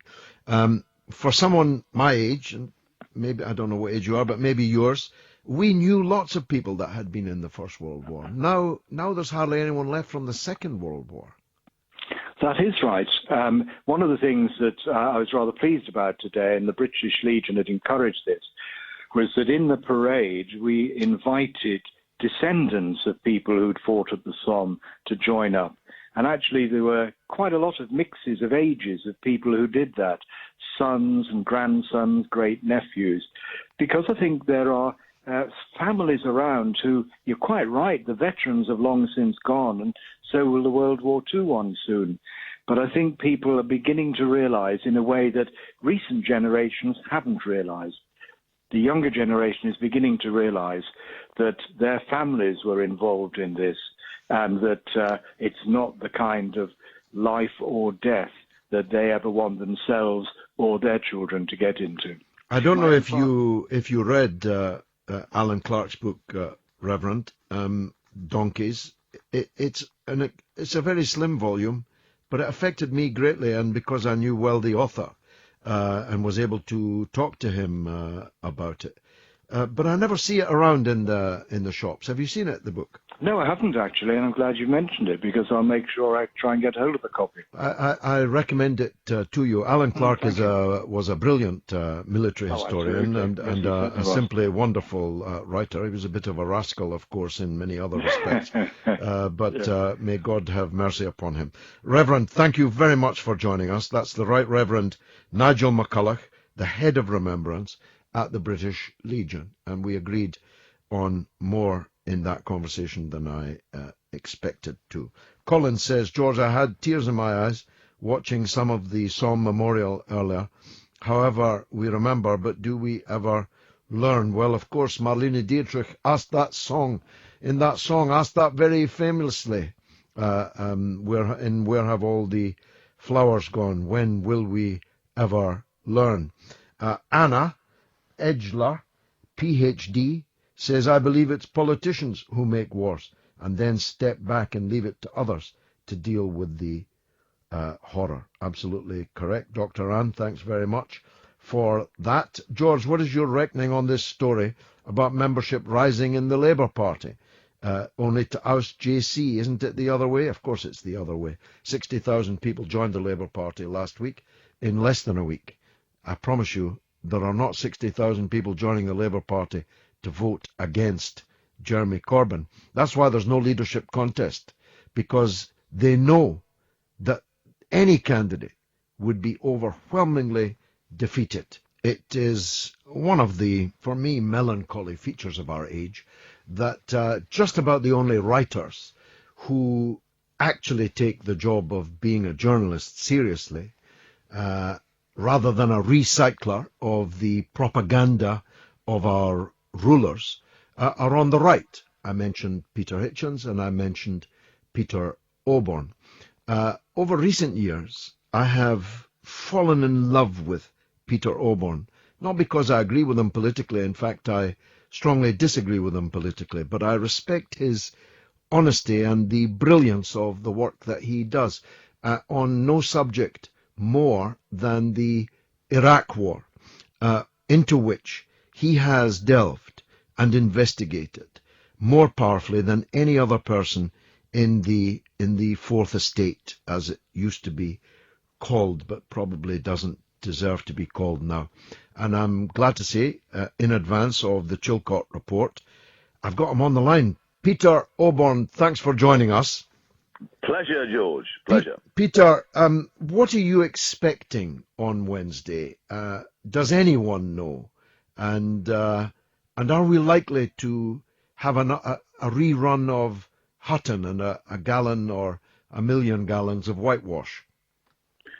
Well, there have been some leaks in the last few weeks, and those leaks have been planted on the front page of the papers, and in my view, they come from people who know what's going to be in the report, i.e., the people who are going to be criticised. And those people are going to be the Blairite ministers and officials. And they have been quite disgracefully, actually, because they're breaking confidentiality rules. They've been shown there are criticisms of them, and they're using that to manipulate or to prepare public opinion. And what these leaks are saying is, one, that numerous people, 40 or 50 people are going to be criticised, and B, two, that the report will concentrate, or a lot of it will concentrate on the post-war, i.e. the post-invasion mistakes. Now, that is being said to be very tough on Blair. I don't see it. I think if you're criticising 40 people, you're losing focus. Yep. You're losing focus. You're not asking the big questions. And actually, the real question is, why did we invade, not whether we made errors. I'm sure we did after the invasion. So I don't think it'll be a whitewash, but I don't think it's going to get to the signs are it's not going to get to the heart of the matter. I argued earlier in this show that if Chilcot doesn't step up to the mark, if it is widely held to be a disappointment, a whitewash, or if not a whitewash, then something that lost focus and focused on the wrong things, that's quite dangerous for a British establishment already reeling because of the lack of confidence that people have in it. I mean, if people like me, and it's by no means guaranteed that I will or would have, start using my television and radio programs and my speeches and so on, if you, with your powerful pen, start saying this report wasn't worth the 8 years and the millions of pounds and the forest of trees that had to be cut down for its publication, if that is our reaction on Wednesday, that's quite dangerous, I think, for the political class. I think it might even be fatal. If you put together two things, one is the very serious public revolt, which manifested itself in the referendum result, and the disenchantment with the governing elite, and which follows from the invasion of Iraq, actually, in 2003, when we invaded, when the British people believed Tony Blair when he said that Saddam Hussein posed an existential threat to the world, and that this turned out to be untrue. I think if the Chilcot report cannot rise to the occasion, I think it shows that the British establishment, the British, can't actually deal with its own mistakes, its own errors, its own failings, its own disasters. And I think that it poses giant question marks about the survival of Britain as we know it, because they can't cope. And I that's why it is such a deep moment. My view is that they won't be able. If you go back to, I think I have to say something really. If you go back to the British state, we've believed in it. If that great moment in the 1940 to 45 when we stood up to fascism, came together as a nation. Yeah. Our finest hour. I'm sure you and I would agree about that. We do. And that gave what followed a great credibility, a great reassurance, a great sort of national belief. And if that's been replaced by something where they lie and they can't cope with the fact, then I think we're in trouble. Yes, you see, I thought, but I'm as I read the same leaks that you're reading, I thought, but I have increasingly become doubtful. I thought that the establishment had decided on the tactic of dropping the pilot, of blaming Blair, of concluding that Blair was now dead meat. He was dispensable, he was expendable, and therefore we're going to heap all the blame on him and try and protect the deeper state. But I'm increasingly suspicious that they're not going to do either, and that when I'm on BBC Question Time next Thursday, I'm going to have to give my own judgment on it, and I think it might be that judgment is shared by millions of people in the country. And that, as I say, so soon after the referendum, has dealt a devastating blow to the British state and its political class's credibility. As you say, it could even be fatal. I'm not sure what the new country would look like. But I'm not sure that we can go on like this. Well, I just think that the Iraq invasion had so many dire consequences, but one of them domestically was the institutions which we had trusted, the Labour Party, Parliament, even the intelligence services, who as a Tory I was much more trusting of them than you probably were, showed themselves to be partisan, inept, useless, mendacious, in whole to the Americans. I mean, these are all these great questions which are going to emerge. I think the great embedded assumption behind Blair's foreign policy was we had to do what the Americans wanted, and that's been the assumption ever since 1945. Now, do we really want to do that? Is that the right thing for British foreign policy to be doing, to be automatically on the side of the United States? What is our Middle East policy? Why we these serial invasions of Muslim countries? Now, what's that about? Why are we doing that? And of course, the one issue which won't be directly addressed by Chilcot, of course, is torture, which again we failed to be able to deal with. We saw Mr. Cameron, sometimes call him Blamron these days, his refusal to, in Parliament 3 days ago, to countenance the idea of a judicial inquiry into torture.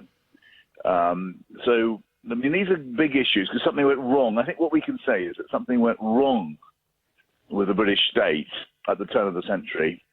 And has the state got the integrity to deal with the fact that grave, terrible things happened? And that's what we're waiting to see. Yep. Well, I'm sure we'll talk again once we have. I've told everyone this evening that they should get your book, Not the Chilcot Report, and have it on their lap, as it were, to compare and contrast with the actual Chilcot Report. How's the book doing? Can people get it easily in the shops? Very easily in the shops, and it's available on Amazon. Thank you for raising it for that. Very easily in the shops on Amazon. Absolutely. It's a primer, really. It's 35,000 words. And it has the key facts you need to know to be able to judge what Chilcot has done and whether he's gone the right direction. Peter Obon, thank you very much for joining us. Do I have time for Laura before the break? Yes, I do. Laura, go ahead. Hi, George. Actually, I was going to speak about Corbyn, but it troubles me that anyone has faith in the state because of what Hillsborough did, 25 years there and all the lies told. So I don't have much faith in the Chilcot Report.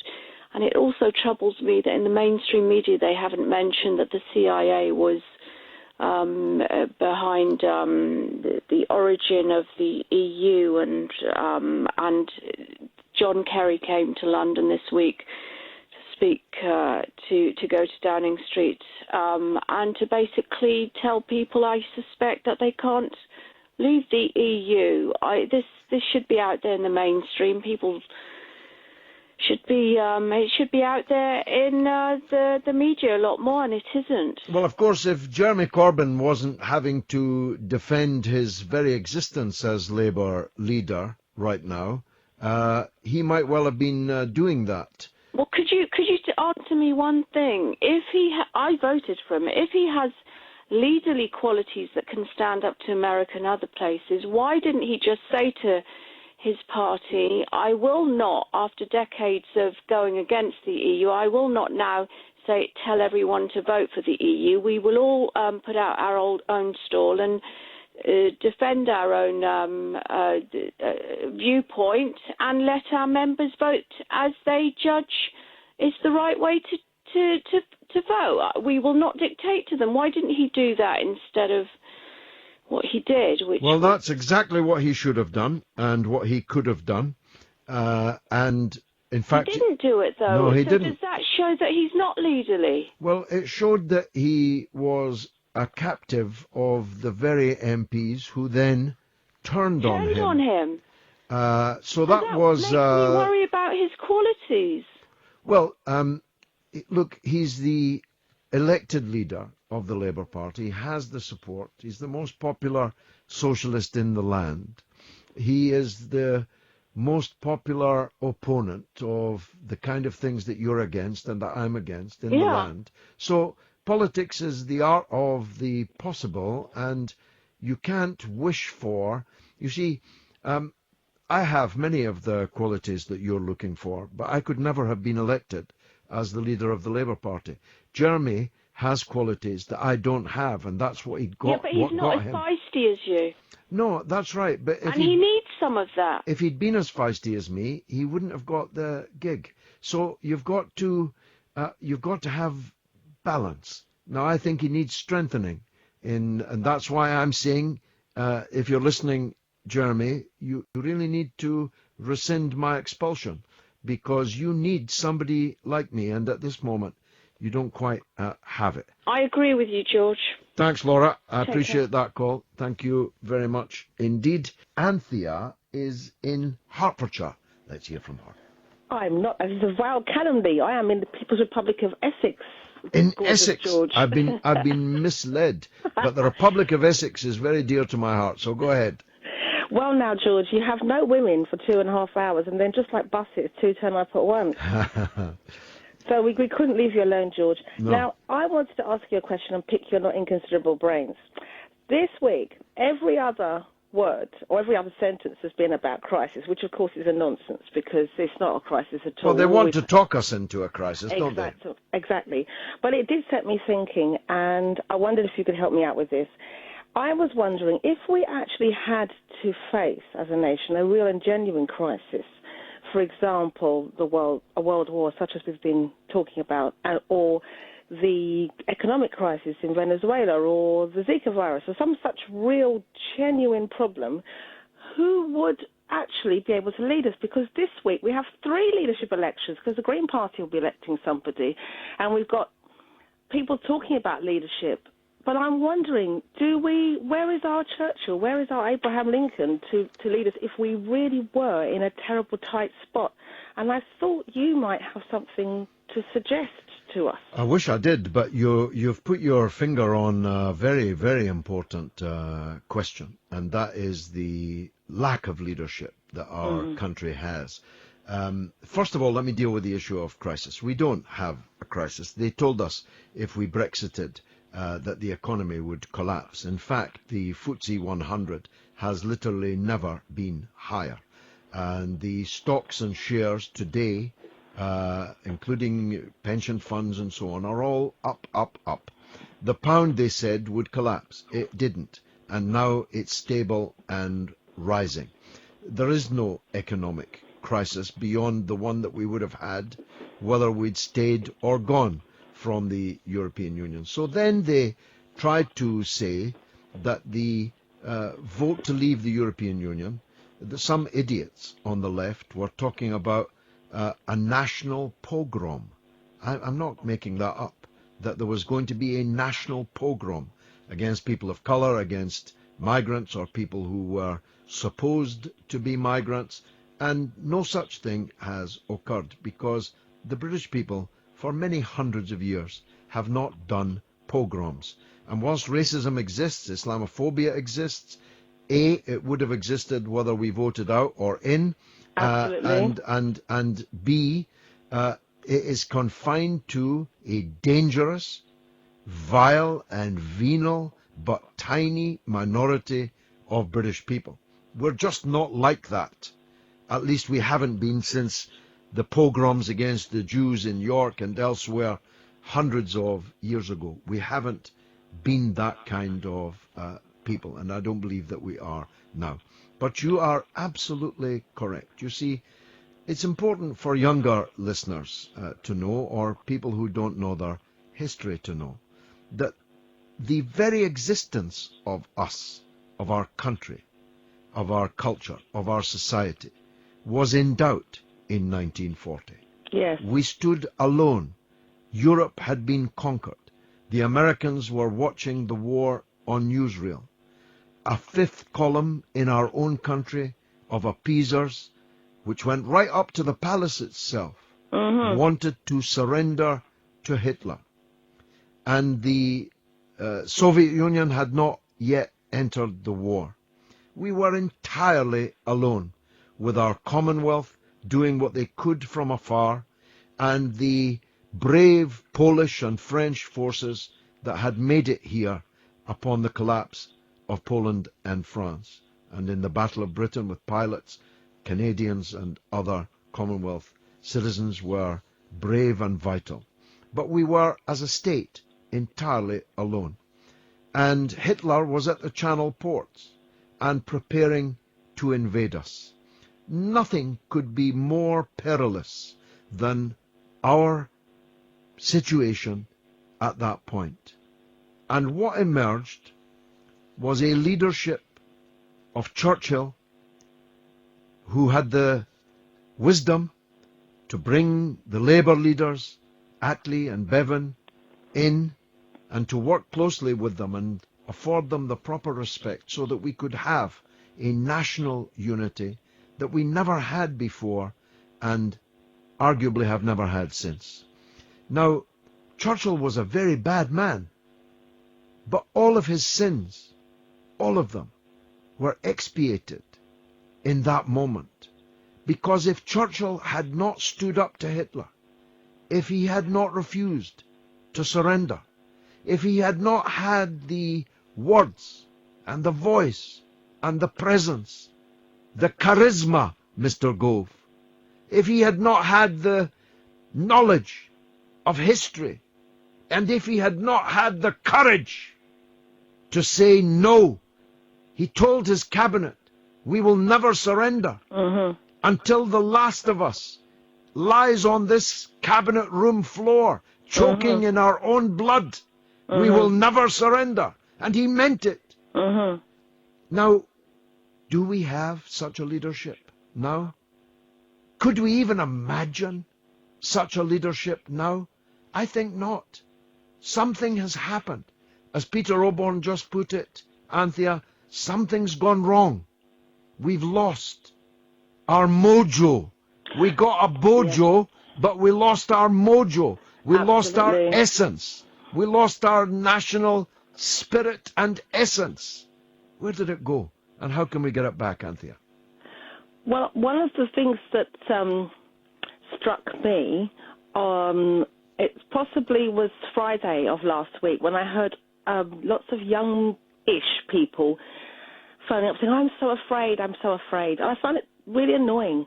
And I had popped out into the street to have a neighbourly chat with a couple who live across the road who are in their 80s. And I came back into the house, and I didn't quite work myself up into your high dudgeon, because you're spectacular and attractive high dudgeons no one else can aspire to. But I came in and I was really cross, and I said to the children, you know, those people over there in the street in their 80s, they had something to be afraid of. They had exploding things falling from the sky. They had to hide under the ground every night, not knowing if they would live or die. And if they did live, they didn't know if they would emerge from the ground to find their home flattened. They had to make their clothes out of curtains. That was something to be afraid of. Yeah. And then to listen on the Friday morning to people complaining, oh, I'm so afraid. And I was irritated in particular by one lady who said that she's probably about my age, old enough to know better, that's my age, and she had two grown-up sons, and they went to college, and she was saying her sons were so afraid they didn't know what their future was going to be. And I thought, well, you're their mother, you're supposed to talk some sense into them, and that's your job. So I was very, very annoyed, and I turned to my son, and I said, if you can meet with triumph and disaster and greet those two imposters just the same, if you can keep your head when all around are losing theirs and blaming it on you, and of course you know where that's from, George, but for Kipling, other people, it's from Kipling's poem, If.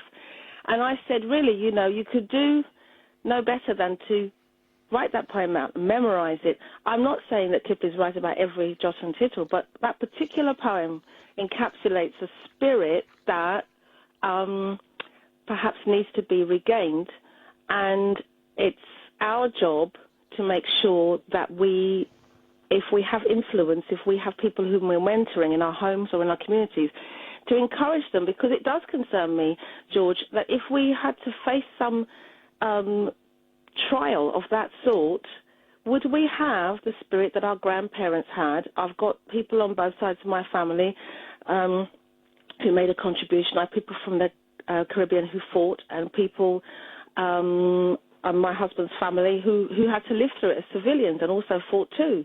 And it does concern me. Whatever you felt about the referendum, to hear people panicking, I'm thinking, blimey, it's not Chernobyl. We had a vote and some people are upset. And how many times have those of us who are a little bit older voted and been disappointed or been a little bit alarmed at the, and also always people saying they're afraid for the future and the future is uncertain. The future's always uncertain. That's why it's called the future. Anthea, I've had a lot of telephone calls in my radio career over the years, now many years. I haven't had many better ones than that. That was Anthea in Essex with pearls of wisdom. Anne Banks says, I believe it's politicians who make wars, then step back to leave it to others to deal with the horror. Richard says, excellent radio. Thank you very much. Johnny says, no, that's about a previous show. This was a young man that was on earlier, a young man called Kelvin. He was on the show just before mine. When I came into the studio, I thought I was listening to a recording from one of the world's top recording artists. It happened to be a young British man with his guitar playing live in this very studio where I'm sitting now. His first name was Kelvin. What was his second name? He was just unbelievable. Apparently he is the guy whose music is used as the theme tune in the Wimbledon coverage. Get me his second name, please, so I can properly salute him. A very young man indeed, and really outstanding. Now, let me try and get some texts and emails up, because I don't want you thinking you're sending these and there's no way of having them heard. No, these are all not usable. Okay, let me say a word or two to recap on what we've been talking about. Let me deal with the Tories first. Theresa May looks like she's going to win. She'll be capable, competent, dull, robotic, a Dalek. I hope she wins, because I want Jeremy Corbyn to lead Labour to a victory whenever the general election comes. She will not take any terrifying risks. I don't believe that the Tories are strong enough to take any terrifying risks. I don't think they can afford to take any terrifying risks. I don't think she's going to invade anywhere. I don't think she's going to lead us into any disasters. But I don't think she's going to turn the Tory fortunes around. Let's hear what Grant in Alloa in Clackmannan wants to talk about. Grant, welcome. Hi there, George. Hi there. George, I'm actually a Labour member and a member of Momentum. I joined after Jeremy Corbyn came in. Okay. I'm not sure if you yourself have seen over on Twitter the past few days, and it's really frustrated me, where you'll see people like George Eaton for the New Statement, I don't know the name of the company he works for specifically, tweeting untrue rumours, spurring on, like, for instance, the anti-Semitic claims against Corbyn the other day, where he was supposedly claiming, comparing Israel to terror groups. The whole media generally is disillusioned. They're in the grip of hysteria, Grant. It's a fit of the vapours. I mean, that Laura on the BBC. I mean, in what sense is she acting as a journalist? She's a provocateur. She's an agent provocateur. She is not just pro-Tory, anti-Labour. She's deeply involved in the internal affairs of the Labour Party.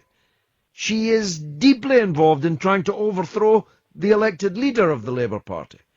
And she's working for the BBC that we are paying for. As for that Bam Eaton, writing in the New Statesman, it used to be said that being attacked in the New Statesman is like being slandered in an empty room. Nobody buys the New Statesman. Nobody reads the New Statesman. But the problem is, in this new social media world, what he writes in a magazine that nobody buys and nobody reads then gets picked up and gets spun around.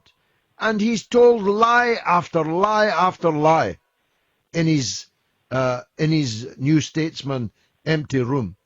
And that has only one purpose. I mean, it's quite clear what George Eaton's purpose is. He wants to damage Corbyn. He wants to bring Corbyn down. Well, why don't these people put up a candidate, a credible candidate against Corbyn? The answer is they don't have a credible candidate. So by banging on about Corbyn when you don't have a credible alternative, all you're doing is damaging the Labour Party. And what I was also wanting to say, George, is obviously I'm going to support. I'd fall on the sword for Corbyn. I mean, I got back into politics after falling out with the Labour Party for quite a while. What I was also looking to kind of pick your brains on is, if Corbyn wins this next leadership election, even if there is one, would you support mandatory reselection at the least? Oh, I mean, there has to be that. There always had to be that. I fought for it when we won it, and then we lost it again. But it's worse than that, really, Grant, because I don't see how these people can continue to sit as Labour MPs now. They have to cross the floor. They have sought to destroy their own leader for the benefit of the Conservatives and as an act of betrayal against the working people. I've got to go, Grant, because I want to get one more in. Adam. Thanks a lot. I'm going to Adam in Lambeth. He's the last caller. Go ahead, Adam. Hello, George. Thanks for having me. Not at all. You're welcome, sir. Sorry you've been waiting. And to all those who didn't get through, I'm sorry. I'm a regular caller to LBC, and something I wanted to highlight over the last 5 days, I've been trying desperately to get on to explain why Jeremy is such a great opposition leader. Basically trying to explain, and as you do, you call up and you say, what do you want to say? Telling them, he has absolutely hammered them on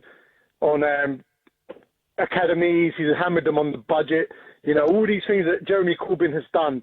They would not let me on. They've always said, yeah, we'll call you back. No, because they've got an agenda, because these people are not journalists or broadcasters, they are political actors.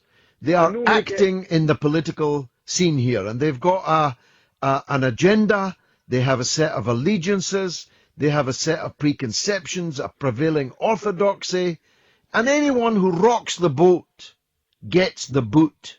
And it looks like you've got the boot. But the good news, Adam, is you can start being a regular caller here. I will be. I mean, normally I get through straight away to LBC. They like my points, speak to Nick Ferrari and all of them. But on this occasion, 5 days, I've been trying to get through.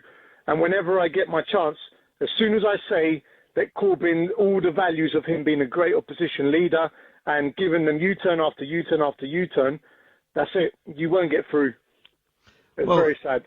It is sad, but the good news is we've got other forms of media now. Can we get you on Sky at some point? Because that's the other thing I've not seen. No, I'm sure not. I haven't been on Sky for a very, very long time. But I am on BBC TV Question Time on Thursday. And phenomenal. Can't wait to see you there. We've got to make that the biggest audience that show has ever had. And because it's the Chilcot Report, I think that there's a very good chance that we can do that. So spread the word. Spread the word. Thank you so much. Because and wish you all the luck. Thanks, Adam. I appreciate it. If they put up Tony Blair or Alistair Campbell or Jack Straw or any of the other war leaders, the people from the war party, why don't you put them up? Why don't you put them up against me on BBC Question Time on Thursday night? Because whatever Chilcot concludes, I believe that most people in this country have already reached their conclusion.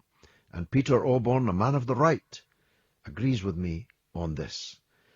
our political class and its media echo chamber is rotten to the core, and it has therefore failed. And because it's a failure, people are looking around for how we can get out of this national mess that we are in. Sometimes they go in the right direction, sometimes they go in the wrong direction. But it's all a product of the failure of our political class and the media echo chamber that serves it. On the mother of all talk shows, I promise you, what you're going to get my truth. And you'll have the opportunity to state yours.